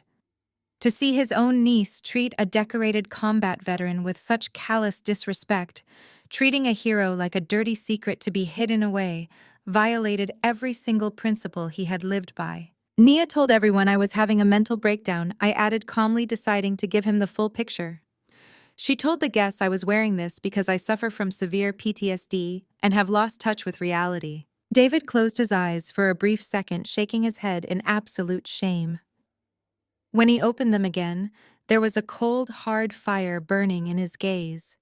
He looked at the dance floor where the music was beginning to fade, and the DJ was preparing to transition back to the party playlist. They think this is their moment, David said softly, his voice echoing with years of command authority. They think they can disrespect the uniform and the sacrifices it represents just to impress a room full of cowards in expensive suits. He looked down at me, squaring his massive shoulders. You stay right here, Captain, he ordered softly. I am not going to let this stand. Without waiting for my reply, Uncle David turned on his heel and marched directly toward the center of the ballroom, his eyes locked onto the stage. He moved with the kind of purposeful, heavy stride that naturally parted crowds. Wealthy investors and socialites instinctively stepped out of his way, sensing the immense gravity rolling off him. The exclusive family dance had just ended, and my parents were hugging Preston and Nia, posing for one final burst of camera flashes. David bypassed the congratulatory circle entirely. He walked straight up the short flight of stairs to the DJ booth. The young DJ, who was just about to fade the classical music into an upbeat pop track, looked up in alarm as the towering, unsmiling Marine colonel loomed over his equipment. David did not ask for permission. He reached across the turntables and firmly took the microphone from the DJ's hand. He tapped the metal grill of the microphone twice with his index finger. The sharp, echoing thuds reverberated through the massive speakers, immediately cutting through the ambient chatter of the ballroom. The music faded out completely. Every single head in the room turned toward the stage, expecting another scheduled speech or an announcement about the cake cutting. Nia, standing in the center of the dance floor in her custom designer gown, absolutely beamed. She smoothed down her skirt and leaned into Preston, a look of triumphant anticipation washing over her face. She assumed her Uncle David, the respected family patriarch, had been so moved by her beautiful curated family dance that he was taking the stage to deliver an impromptu, heartfelt toast to her perfect wedding. David stood at the edge of the stage, looking out over the sea of expectant faces. The room fell into total silence. He did not smile. He did not offer any warm congratulations. Instead, he raised his left hand and pointed a single unwavering finger directly past the crowd, over the elaborate floral centerpieces, and straight into the dark corner where I was seated alone. "I do not think you civilians realize exactly who is sitting in the back of this room," David said, his voice booming with absolute authority, echoing off the crystal chandeliers. The smile instantly vanished from Nia's face. Preston stiffened, his eyes darting nervously between David and the VIP tables. A wave of confusion rippled through the guests as they physically turned their bodies, following the line of David's pointing finger until their eyes landed on me. Sitting at table 32, next to the swinging kitchen doors, illuminated only by the dim exit sign, Nia took a step forward, her voice a frantic, hushed whisper. "Uncle David, what are you doing? Please put the microphone down. You are ruining the schedule." David ignored her completely. His gaze remained locked on me, but his words were meant for the 100 elite guests staring in my direction. "You see a woman sitting alone in the dark?" David continued, his tone sharp and unwavering. "Some of you have spent the last hour whispering about her. You have let rumors circulate that she is unstable, that she is broken, that she does not belong at a luxury event like this.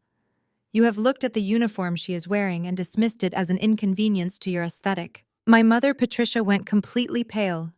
She grabbed my father's arm, looking frantically around the room, realizing that their carefully constructed narrative was about to be publicly dismantled by a man they could not control or buy off. "Let me educate you," David said, his voice dropping an octave, forcing the room to lean in closer to hear him. "The uniform she is wearing is not a costume. It is the dress blues of a captain in the United States Army. And if any of you had bothered to look closely instead of judging her from behind your champagne glasses, you would have seen exactly what she earned while you were busy trading stocks and planning cocktail parties." He lowered his hand and gripped the microphone with both hands, his expression hardening into one of profound respect. Pinned above her heart, David announced, every syllable ringing with undeniable reverence, "Is a silver star." A collective gasp swept through the ballroom. It was not a polite, rehearsed reaction. It was the sound of genuine oxygen stealing shock.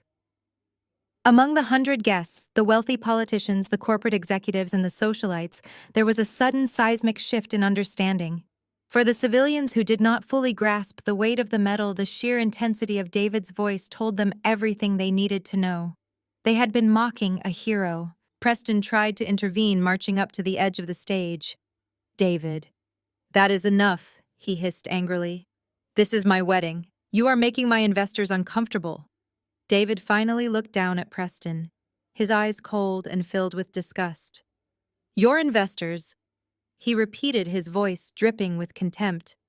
"Let us see exactly how uncomfortable your investors are, Preston. Let us see who really commands respect in this room." David brought the microphone closer to his mouth. His voice dropped to a low, booming baritone that commanded absolute obedience.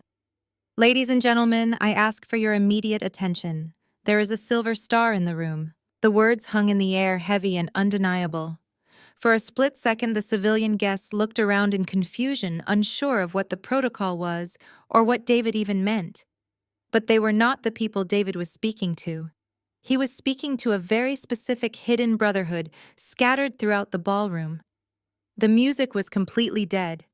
The only sound was the hum of the air conditioning. At table 7, a man who had just invested $10 million into Preston's venture capital fund abruptly pushed his chair back. The wooden legs scraped loudly against the polished floor. He was a billionaire real estate developer known for his ruthless business tactics. But right now, his expensive tuxedo did not matter. He stood up, squared his massive shoulders, and faced my dark corner of the room. He had served in the Navy 2 decades ago, and the moment he heard those words, his civilian identity vanished.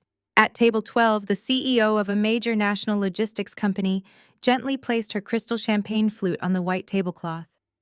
She was a woman in her late 50s, wearing a stunning emerald gown, someone Nia had spent all night desperately trying to flatter for a public relations contract. She stood up without a single word, her posture instantly snapping into rigid military alignment. She had been an Air Force intelligence officer before building her corporate empire. Across the ballroom, the domino effect continued with breathtaking speed.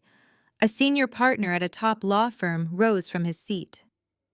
A chief financial officer of a tech giant stood up. A retired trauma surgeon who now ran the state medical board stepped away from his half-eaten meal. These were the elite power brokers of the city. These were the exact people Preston had invited to validate his own worth. But instead of looking at my brother, they were all turning their backs on him. One by one, they rose from their tables. The rustle of expensive fabric and the shifting of chairs echoed through the dead silent hall. 15 men and women in total. 15 veterans who had assimilated into the highest ranks of corporate America, but who never forgot the weight of the uniform. They did not care about Nia's aesthetic. They did not care about Preston's bank account. They only cared about the undeniable proof of valor pinned to my chest. They stood in unison, their bodies forming a silent, unbreakable wall of respect. They did not whisper. They did not gossip. They simply stood at attention, their eyes locked on me. The sheer physical presence of these 15 powerful individuals, rising to honor a woman my family had banished to the kitchen, was earth-shattering. It was a display of pure, unadulterated loyalty that money could never buy. Nia watched in absolute horror as her carefully curated event was hijacked by the very people she was trying to impress. Her jaw was trembling. She looked at the female CEO, standing proudly near the centerpieces, then looked frantically at Preston. Preston was frozen in place, his face completely drained of color. He had spent months begging these investors for their time and their money. He had built his entire identity around being their equal. Now he was being forced to watch them bow to the sister he had just called a taxpayer-funded charity case. My mother and father were paralyzed near the edge of the dance floor. Patricia clutched her silver purse tightly against her chest, her eyes wide with panic as she realized the catastrophic mistake they had made. They had tried to hide me away because they thought I was a liability. They had no idea I held the highest currency in the room. From my seat at table 32, I looked out at the 15 veterans. I felt a tight knot form in my throat, but I forced it down, refusing to break my bearing. I stood up from my chair. I stepped away from the shadows of the floral pillar and walked out into the open aisle, ensuring every single person in the room could see me clearly. I stopped, snapped my heels together, and stood at the position of attention. I did not smile. I did not gloat. I simply acknowledged my fellow service members with a slow, deliberate nod. It was a silent communication between us, a shared understanding of sacrifice that my superficial family could never possibly comprehend. The civilian guests were now completely silent, the weight of the moment pressing down on them. They realized they had been complicit in a disgusting display of bullying. The awkward, pitying stares they had given me earlier were replaced by expressions of deep shame and awe. Uncle David handed the microphone back to the terrified DJ. He did not say another word to the bride or groom. He simply walked down the steps and took his place among the standing veterans, joining their silent tribute while Preston and Nia were left entirely alone under the spotlight. The 15 veterans, now standing tall among the sea of seated civilian guests, turned their bodies as one. They faced my table in the dark corner of the ballroom. Some held crystal glasses of champagne, while others held heavy tumblers of bourbon. In perfect unspoken synchronization, they raised their glasses high into the air. A few simply offered a deep, solemn nod. It was a gesture of profound respect, an acknowledgement of the shared trauma and sacrifices that bound us together. They were not looking at a broken, unstable woman, which was the vicious narrative my family had just tried to sell them. They were looking at a peer. They were looking at an officer who had survived the worst of humanity and brought her people home. The silence that fell over the 100-person wedding was absolute and suffocating. Just a moment ago, the ballroom had been buzzing with the arrogant chatter of the state's financial elite. Now the room was so quiet you could hear the ice melting in the water pitchers. The young DJ stood completely frozen behind his turntable, his hands hovering over the controls, too terrified to press a single button. The waitstaff paused in their tracks with their heavy silver trays, sensing the massive, irreversible shift in the power dynamics of the room. The wealthy civilian guests, who had previously cast judgmental and pitying glances my way, now sat rigidly in their chairs. The elite socialites who had laughed at Preston's cruel toast suddenly looked deeply ashamed, realizing they had blindly aligned themselves with a family of bullies. Under the harsh glare of the center stage spotlight, Preston and Nia looked like amateur actors who had suddenly forgotten all of their lines. Nia's custom designer gown, which she had wielded like a weapon of superiority all evening, suddenly looked entirely ridiculous. Her jaw hung open, her eyes darting frantically between the standing billionaires and the dark corner where I stood. The elite investors she had spent thousands of dollars to impress the very people she had just lied to about my mental health were openly honoring me. Her meticulously crafted public relations empire was burning to the ground right in front of her. She reached out with a trembling hand to grab her husband's arm, desperately needing him to take control of the situation. But Preston was completely paralyzed. The blood had entirely drained from his face, leaving his skin a sickly pale shade. He looked physically ill. His carefully constructed universe of networking and social climbing was crumbling before his very eyes. He realized in that agonizing stretch of silence that his passive-aggressive joke about taxpayer charity had not just insulted me. It had deeply offended the most powerful men and women in the room. The billionaire real estate developer he had been begging for capital was now glaring at him with undisguised contempt. Preston's fragile ego, built entirely on money and status, was being crushed by a display of authentic honor that he could never purchase. He flinched away from Nia's touch, the united front of the golden couple rapidly fracturing under the crushing weight of their own public humiliation. My parents, Richard and Patricia, were trapped at the edge of the pristine white dance floor. My father, the man who had tried to buy my absence with a $5,000 check just an hour earlier, stood rigid with shock. He watched his wealthiest peers, the men he played golf with, and desperately wanted to impress, showing absolute reverence to the daughter he had spent 30 years trying to hide. My mother clutched her silver evening bag so tightly her knuckles turned bright white. Her golden boy was failing spectacularly on the biggest stage of his life, and her designated family scapegoat was being publicly exalted. The cognitive dissonance was breaking her reality in real time.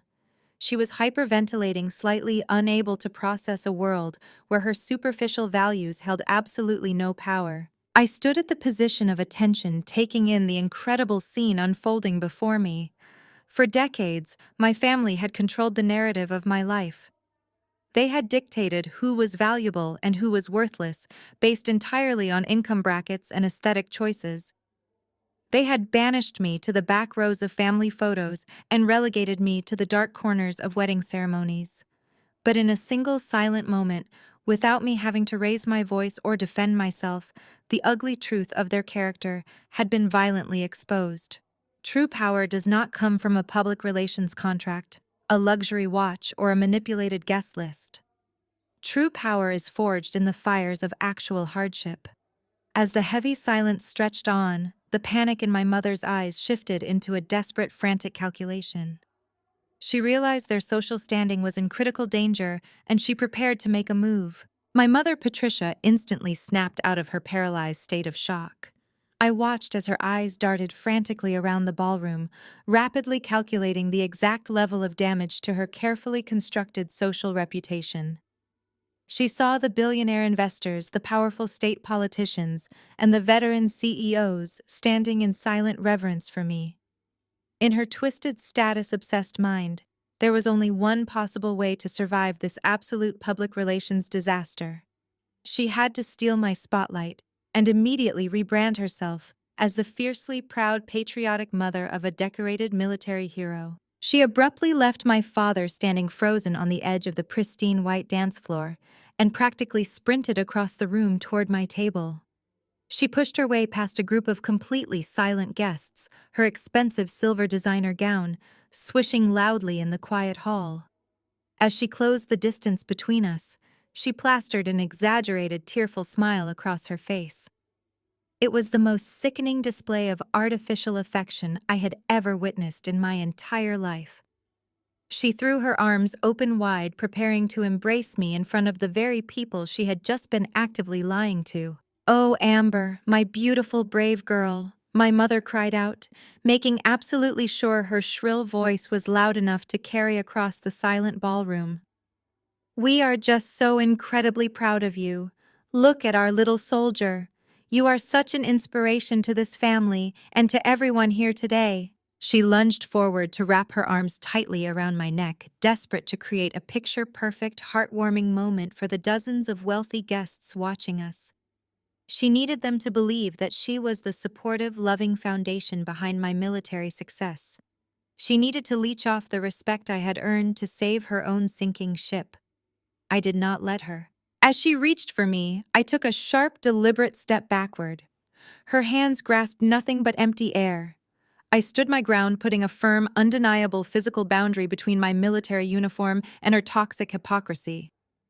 The sudden, blatant rejection caused a collective gasp to ripple through the crowd of onlookers.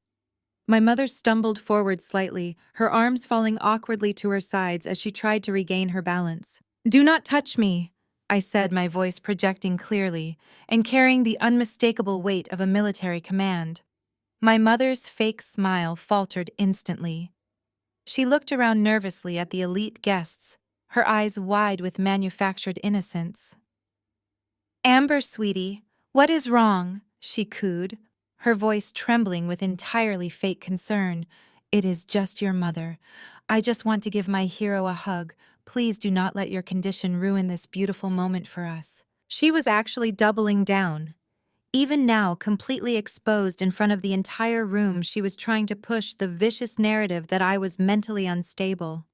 She wanted the room to think my refusal to hug her was a symptom of severe trauma, not a direct, justified response to her years of emotional abuse.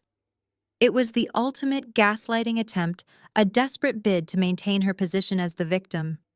But I was absolutely done playing along with her twisted family script. "Stop performing, Mom," I stated loudly, ensuring that every single billionaire politician and veteran in the room could hear me perfectly. "Do not stand here and pretend to be a proud military mother.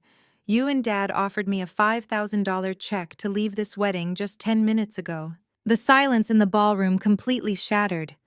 A wave of horrified murmurs erupted from the VIP tables.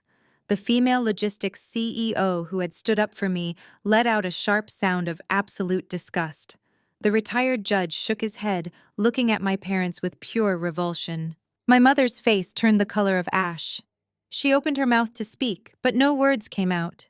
The pristine high society mask she had worn for 30 years cracked and fell to pieces right there on the polished hardwood floor. "You told me my uniform was an embarrassment." I continued, my voice steady and unyielding. "You deliberately hid me behind a floral pillar during the ceremony so your wealthy friends would not have to look at me.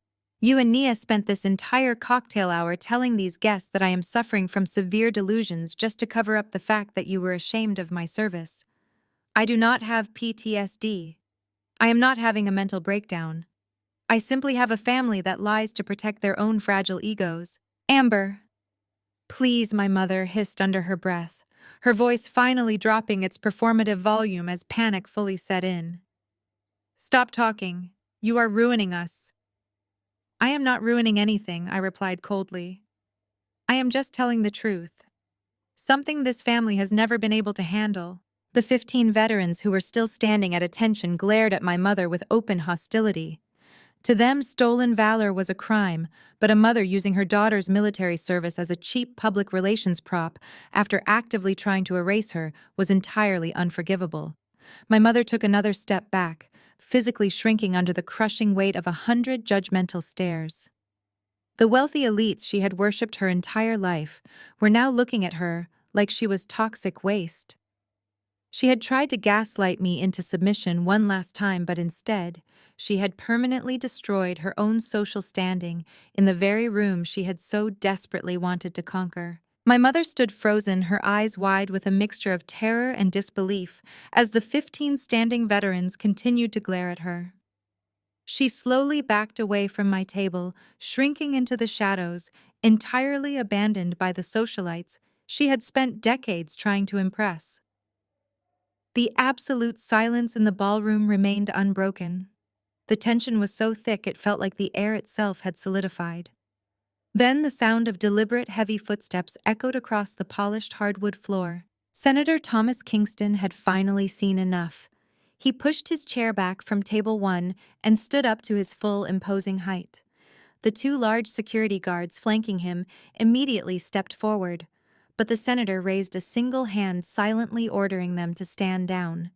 He buttoned his custom navy suit jacket, his expression completely unreadable, and began walking directly toward the back of the room. He was walking directly toward me. The crowd of wealthy civilian guests instantly parted for him, practically tripping over themselves to get out of his way.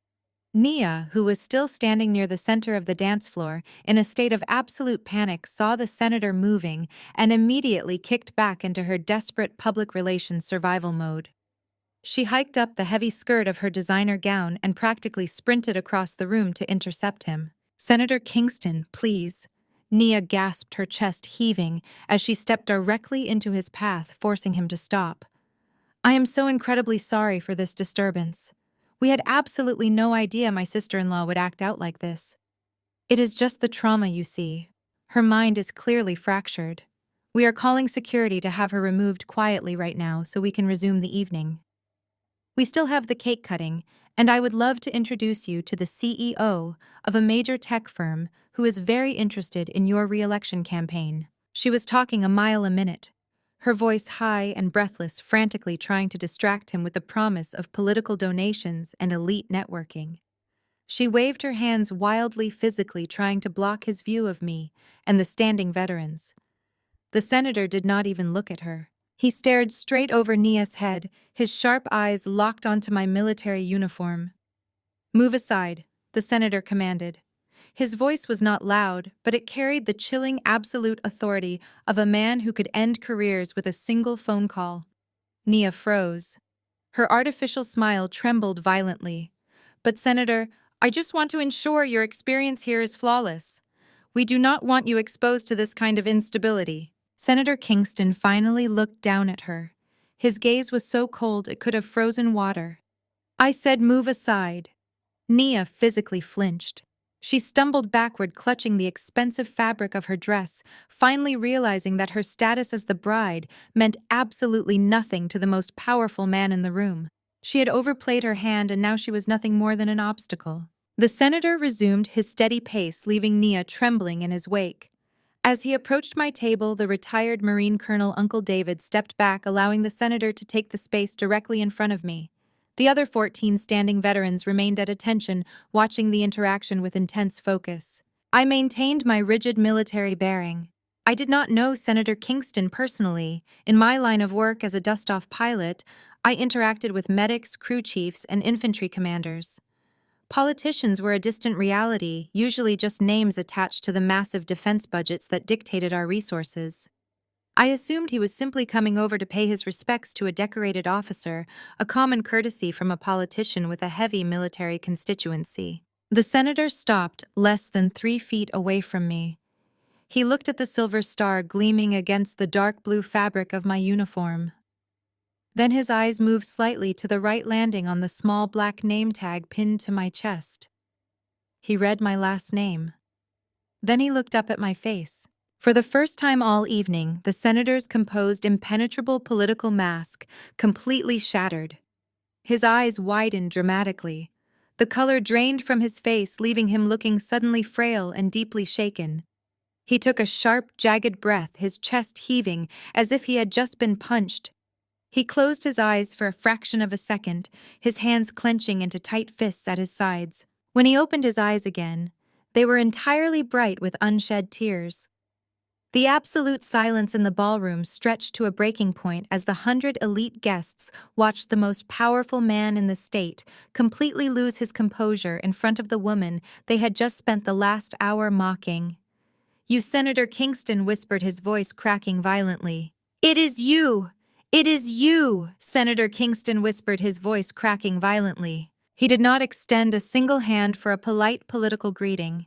He reached out with both of his hands and grasped my right hand tightly, sandwiching it between his palms. His hands were trembling. The sheer force of his emotion was completely uncontainable, crashing through the stoic facade he had maintained for decades in the public eye. I was completely taken aback. I had expected a formal acknowledgement of my service, perhaps a standard phrase about duty and honor. I had not expected the most powerful politician in the state to look at me as if I were a living miracle. "Senator," I said, keeping my voice low and respectful, unsure of how to navigate this sudden intensity. "It is an honor to meet you." "The honor is entirely mine, Captain," he replied, his voice thick with an emotion he was desperately trying to control. "You have absolutely no idea." He slowly let go of my hand. He took a step back, wiping a single rogue tear from the corner of his eye. He stood tall again, squaring his shoulders, his political instincts returning just enough to realize that this moment needed to be addressed publicly. The 100 elite guests, the 15 standing veterans, and my completely shattered family were all watching in absolute silence, waiting to understand the profound connection between us. Senator Kingston turned his head and looked toward the DJ booth. He did not ask for the microphone. He simply extended his hand, palm up, demanding it. The young DJ practically vaulted over his turntable to rush the microphone down to the floor, handing it to the senator before quickly retreating. Kingston held the microphone, his knuckles white from his tight grip. He turned to face the crowd of civilian guests, many of whom were Nia's elite public relations clients and Preston's wealthy venture capital investors. His gaze swept over them, cold and analytical, assessing the damage my family had tried to inflict on my character. Earlier this evening, Senator Kingston began, his voice booming through the speakers, steady and resonant. "I was informed by the bride and groom that the woman wearing this uniform was a liability. I was told that she was suffering from severe delusions, that she was unstable, and that she was ruining the aesthetic of this luxury event." A collective flinch rippled through the wealthy crowd. Nia, standing near the dance floor, covered her face with her hands, realizing the absolute magnitude of her mistake. "They wanted me to ignore her," the senator continued, his tone hardening into something deeply protective. "They wanted to hide her away in the dark so she would not inconvenience their networking opportunities. But what they did not know, and what they clearly never bothered to find out, is exactly what it takes to earn the silver star pinned to her chest." He turned back to look at me, a profound mixture of gratitude and sorrow washing over his features. 2 years ago, in the Korangal Valley of Afghanistan, an Army Ranger unit was ambushed and pinned down by heavy enemy fire, the senator said, his voice dropping slightly, forcing the entire room to hang on to every single word. The unit took massive casualties. One Ranger was critically wounded. Shrapnel had torn through his leg, and he was bleeding out rapidly. The landing zone was categorized as completely non-viable. The mortar fire was too intense. The standard protocol was to pull back and wait for air support to clear the area, which would have taken hours. The senator paused, taking a deep, shuddering breath, hours that the wounded Rangers simply did not have. But a dust-off medevac pilot decided that leaving a man behind was unacceptable. The senator declared, his voice rising with powerful conviction. She piloted her unarmed helicopter directly into the kill zone. She hovered inches above jagged terrain while enemy rounds struck the fuselage of her aircraft. She held that position, risking her own life and the lives of her crew just long enough to pull that bleeding Ranger on board. She navigated them out of the valley on pure skill and adrenaline, getting him to a surgical unit with less than 5 minutes to spare. The ballroom was so quiet it felt like a vacuum. The wealthy civilians who just an hour ago had been laughing at Preston's cruel joke about taxpayer charity were now staring at me with expressions of absolute awe. Captain Amber earned her Silver Star for gallantry in action that day, the senator said, turning fully to face the crowd once more. She saved that young man's life. And I know the exact details of this highly classified mission because the critically wounded Ranger she pulled out of that valley was my son. The revelation hit the room like a physical shockwave. A loud collective gasp erupted from the guests. The 15 standing veterans snapped their salutes with even greater rigidity, their eyes shining with fierce pride. My mother let out a small strangled cry, collapsing into a nearby chair, unable to support her own weight. Preston stumbled backward, physically reeling from the impact of the senator's words.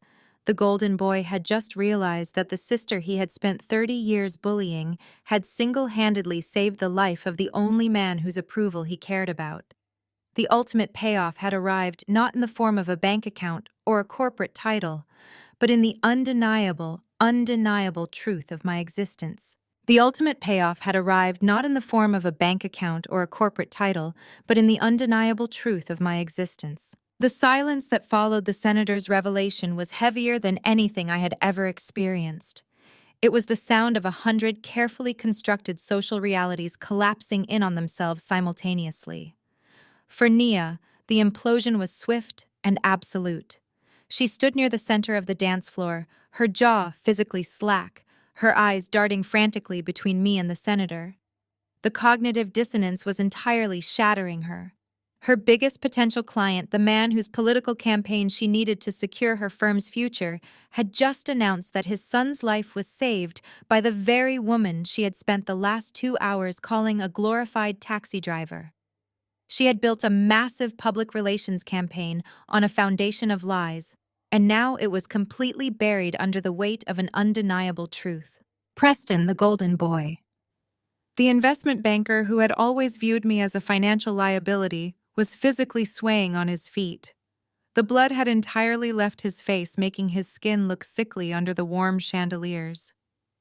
He looked at the billionaire real estate developer he had been courting all night. The man was glaring back at Preston with a mixture of pity and absolute contempt. Preston looked at the female logistics CEO, who was still standing rigidly at attention in my honor. She was shaking her head slowly, a clear sign that any potential business dealings with my brother were permanently dead. Preston's entire identity, built on status and high society approval, was crumbling into dust. My mother, Patricia, remained slumped in the chair she had fallen into. Her silver designer gown looked ridiculous now, a cheap costume in the face of actual bravery. She clutched her chest, her breathing shallow and ragged. She had spent 30 years trying to force me into a mold I didn't fit, and when I refused, she had actively participated in my public humiliation.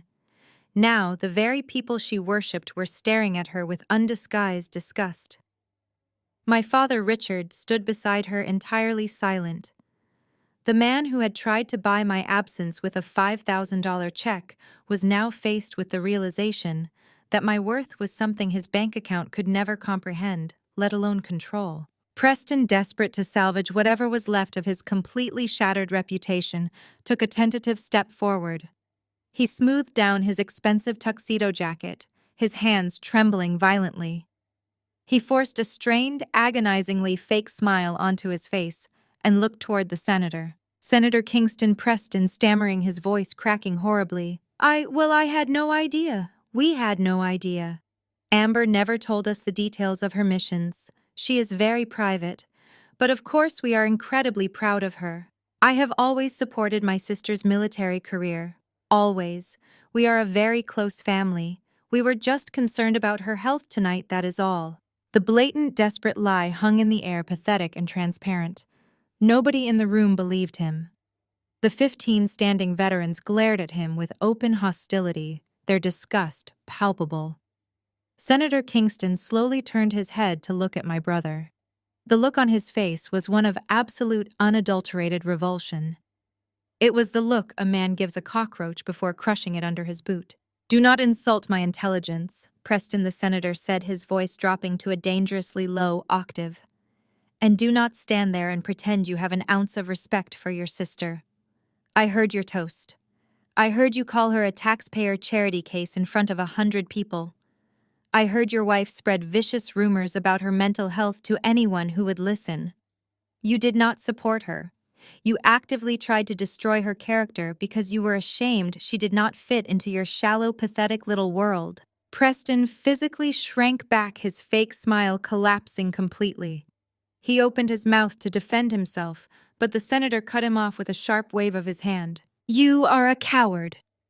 "Preston," the senator continued, his voice ringing out clearly in the silent ballroom.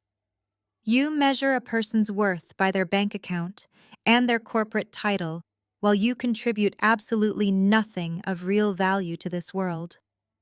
Your sister risks her life to save others, and you try to hide her in a corner so you can beg for investment capital. It is absolutely disgusting." Nia, terrified that her entire public relations firm was going down in flames alongside her husband's reputation, lunged forward. She grabbed Preston's arm, her face a mask of frantic desperation. "Senator, please," Nia begged, tears streaming down her carefully contoured face.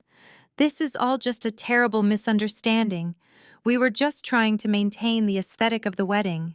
We never meant to disrespect her service. Please do not let this affect our professional relationship.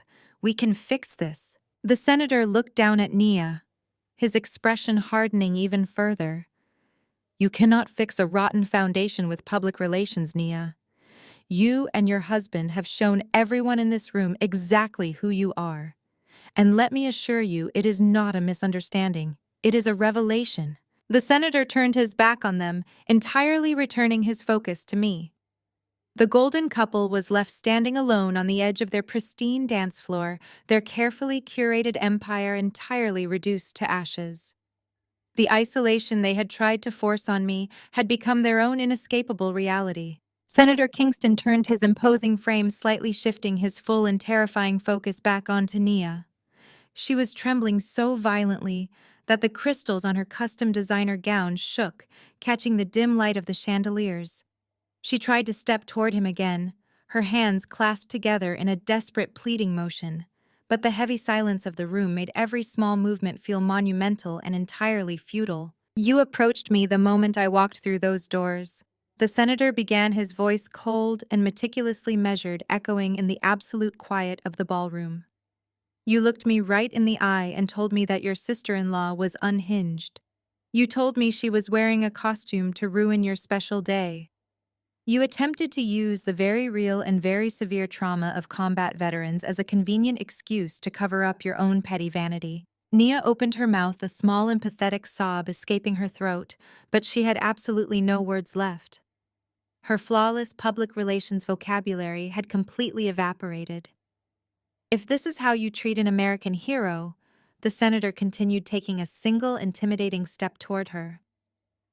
"If this is how you treat your own blood, the very woman who puts her life on the line so you can sit in this luxury country club and drink expensive champagne, then my office has absolutely no business with you." "Please," Nia begged, her voice barely a whisper, tears finally spilling over her eyelashes and ruining her immaculate makeup. "I need this campaign. We have been preparing for months." "Your character is fundamentally broken," Nia the senator stated flatly, showing absolutely zero mercy. "I do not do business with liars, and I certainly do not entrust my public image to a firm run by someone who treats a decorated officer like garbage. The multi-million-dollar lobbying contract you have been bragging about all evening is completely dead. Do not ever attempt to contact my office again." The words struck Nia with the force of a physical blow.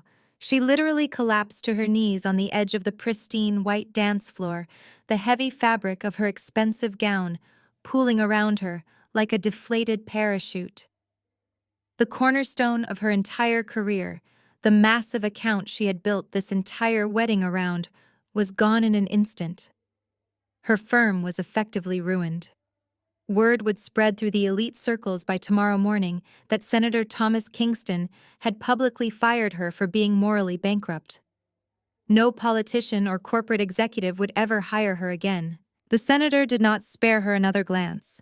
He turned to his security detail and gave them a brief, decisive nod. "We are leaving," he announced. Before he walked away, he turned back to me one last time. He snapped his heels together and offered me a sharp, textbook-perfect salute.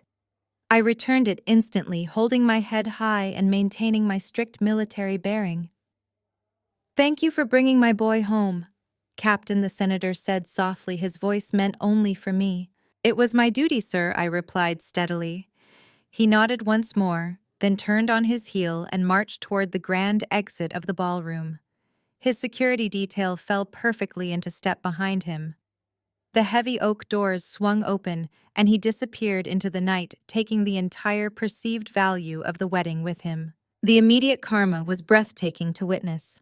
The moment the senator walked out the door, the invisible dam holding back the rest of the VIP guests completely broke.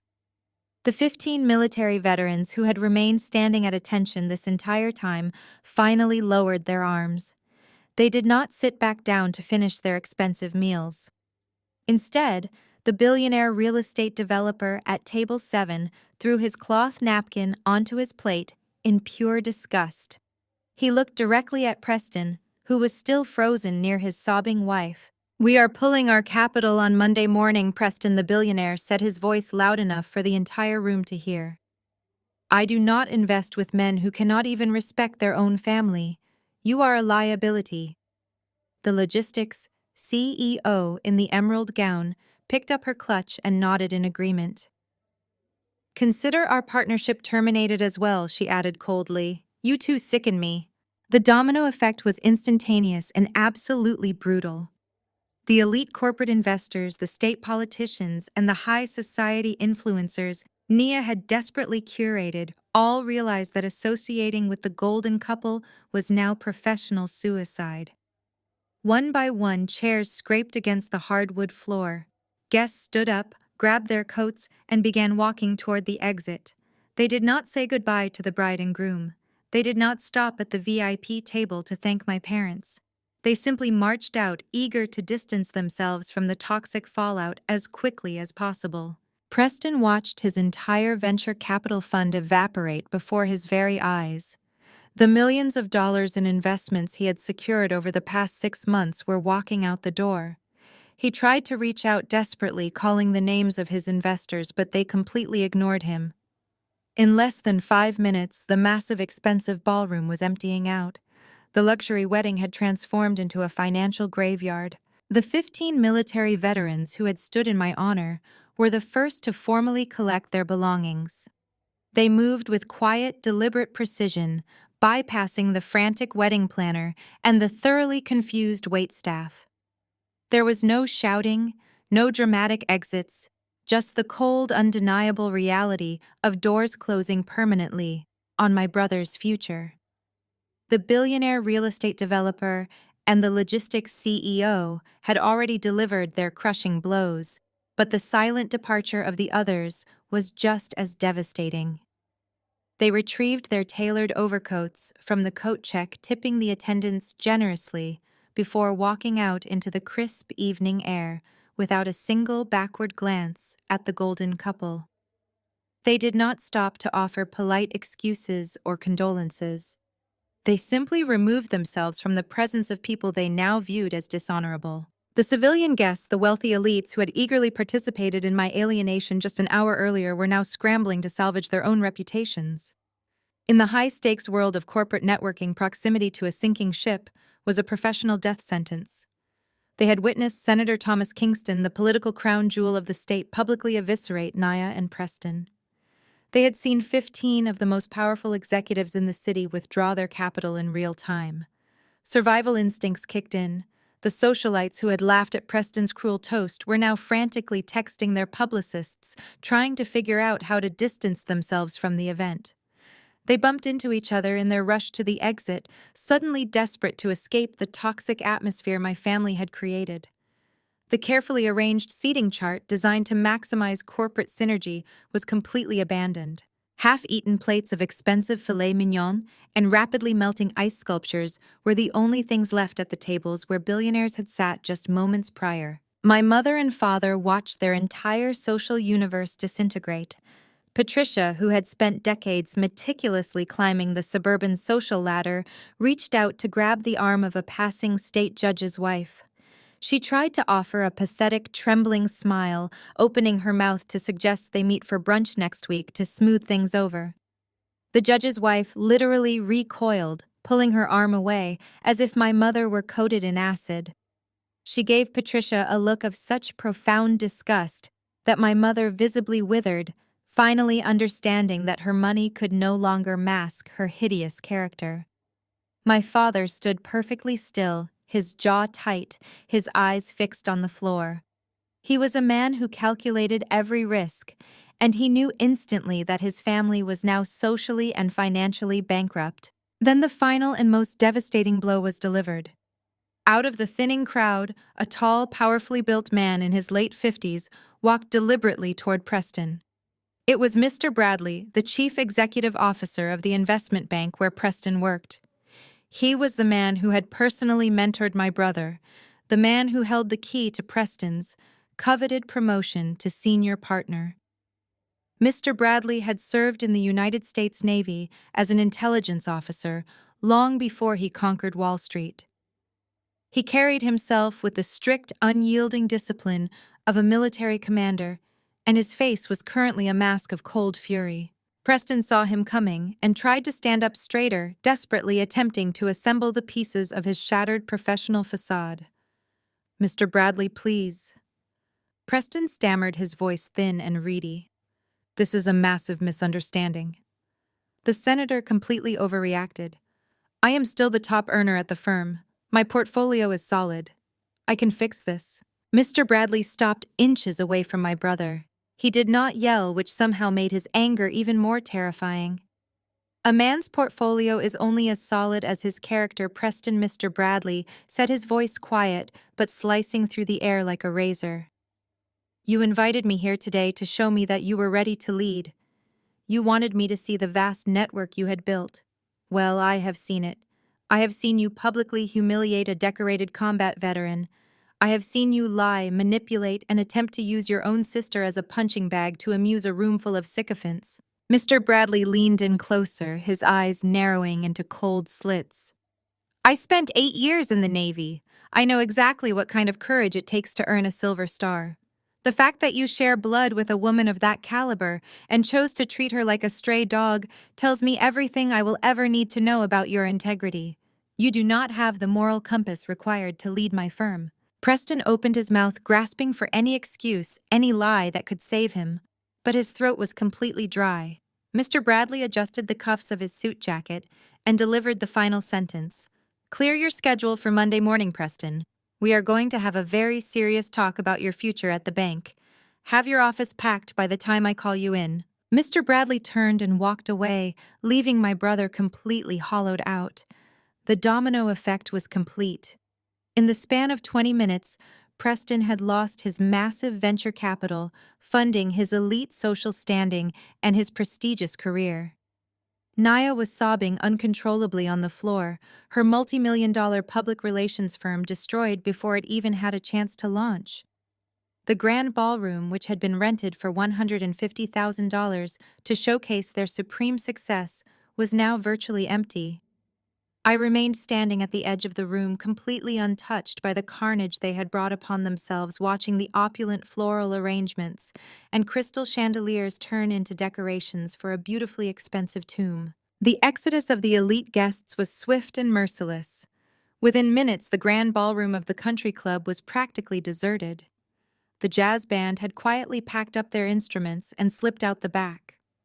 The catering staff, sensing the massive shift in power and realizing the event was effectively over, began aggressively clearing the untouched plates of food, their movements loud and unceremonious. In the center of the rapidly emptying room, the golden couple was tearing each other apart. Nia pushed herself up from the floor, her custom designer gown now wrinkled and stained with spilled champagne. Her perfectly styled hair was a chaotic mess. She turned her tear-streaked, furious face toward Preston, her previous performance of the adoring bride entirely abandoned. "This is your fault," Nia screamed, her voice echoing shrilly in the empty hall. She shoved Preston hard in the chest with both hands. "You told me she was just a glorified taxi driver. You told me we had to hide her so she would not embarrass us. You completely ruined my life.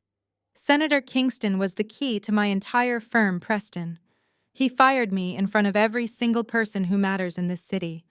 I am a laughingstock. My business is dead." Preston stumbled backward, his own panic rapidly morphing into defensive rage. "Do not put this entirely on me," he yelled back, his face turning a blotchy red. "You are the one who went up to the senator and lied to his face about her having a mental breakdown. You are the one who tried to play the victim. I just lost my venture capital fund. I just lost my job.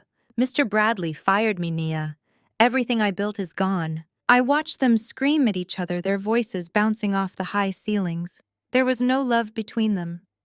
Their entire relationship was a corporate merger built on mutual social climbing, and the moment their shared currency evaporated, they instantly turned into vicious enemies. Near the main exit, my parents were engaged in their own pathetic display of desperation. My mother, Patricia, had practically chased the last few departing socialites to the door. She was physically blocking a wealthy judge's wife from leaving, her hands pleadingly clasped together. "Please, Helen, you have to understand," my mother begged, her voice trembling. "Amber is just so difficult. We were only trying to protect the aesthetic of the wedding. We did not know about the medal. Please do not cancel our country club brunch next week.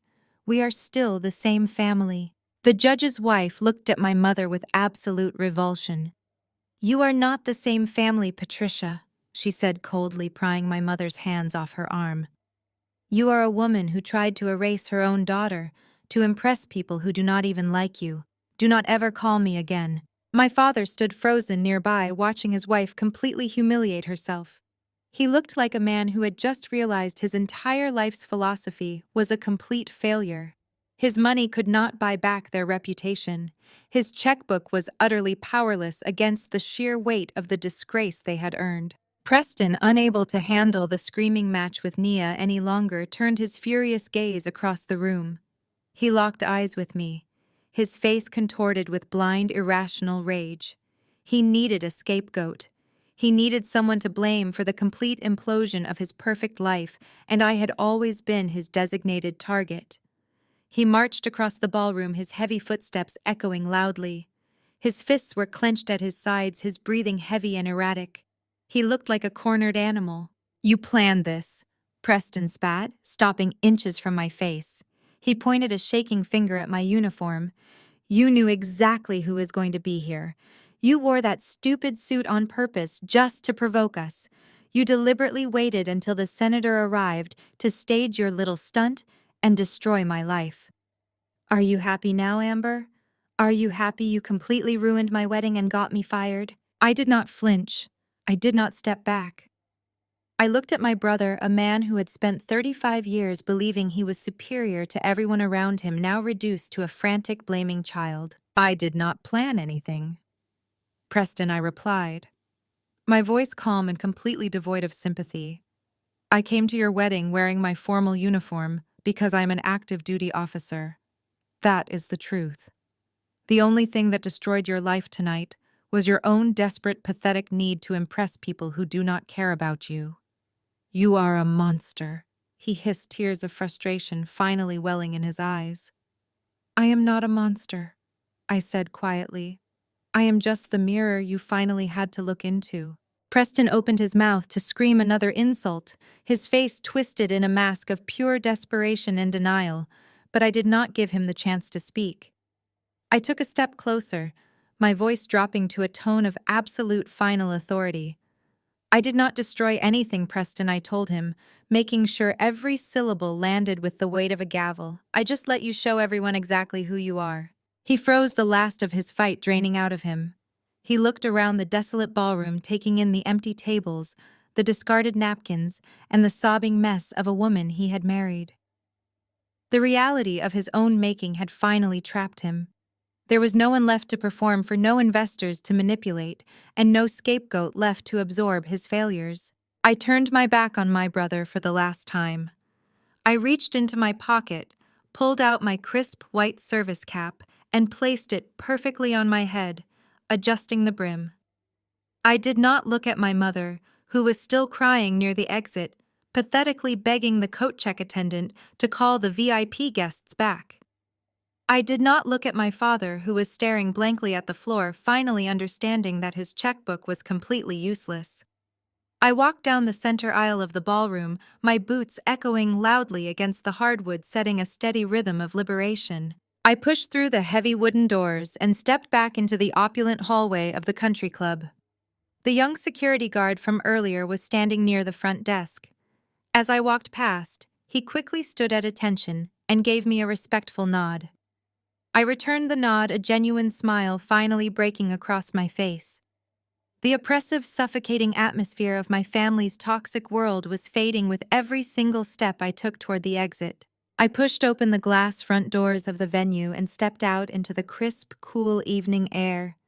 I took a deep breath, filling my lungs with the sweet scent of the nearby pine trees, fully expecting to walk alone to my car and drive back to the base. But I was not alone. Standing near the edge of the valet roundabout, illuminated by the warm glow of the streetlights, was a crowd of 15 people. It was the veterans, the billionaire real estate developer, the logistics CEO, the senior law partner, and Uncle David were all gathered together, talking quietly among themselves. And standing right in the center of the group, holding a lit cigar, was Senator Thomas Kingston. When the heavy glass doors clicked shut behind me, the entire group turned in my direction. The senator smiled, a genuine warm expression that completely transformed his face from a ruthless politician to a grateful father. "We were wondering when you were going to break out of that prison," Captain, the senator called out, stepping forward to meet me. "We took a vote. The consensus is that the champagne in there was severely overpriced, and the company was absolutely terrible." The logistics CEO laughed, adjusting her emerald gown in the evening breeze. She walked over and gently touched my arm. "We know a fantastic little dive bar about 2 miles down the road," she said warmly. "They serve cheap beer, they play loud music, and they actually know how to treat an American hero. We would be absolutely honored if you would join us for a drink." I looked at the group of highly successful, powerful civilians who had never forgotten the bond of the uniform. My blood family had banished me to the shadows, treated my existence as a burden, and tried to strip away my dignity. But this chosen family, this brotherhood forged in sacrifice and shared values, had waited in the cold just to make sure I did not have to spend the rest of my evening alone. "I would love nothing more," I replied, feeling a profound sense of peace settle over my heart. Uncle David walked over and placed a heavy, comforting hand on my shoulder. He looked back at the brightly lit country club one last time, shaking his head at the vanity of it all, then looked at me with immense pride. "Let us go home, kid," he said softly. I climbed into the back of a waiting town car with the senator and Uncle David. As the driver pulled away from the country club, leaving the ruins of my brother's wedding behind, I took out my phone. I permanently blocked Preston, Nia, my mother, and my father. I deleted their contact information and erased decades of emotional abuse with a few simple taps on a glass screen. I left them to rot in the superficial wasteland they had created for themselves, and I never looked back. Sometimes the trash takes itself out. Have you ever had to walk away from toxic family members who tried to dim your light? Let me know in the comments. Subscribe for more stories about setting boundaries, finding your worth, and never apologizing for who you are.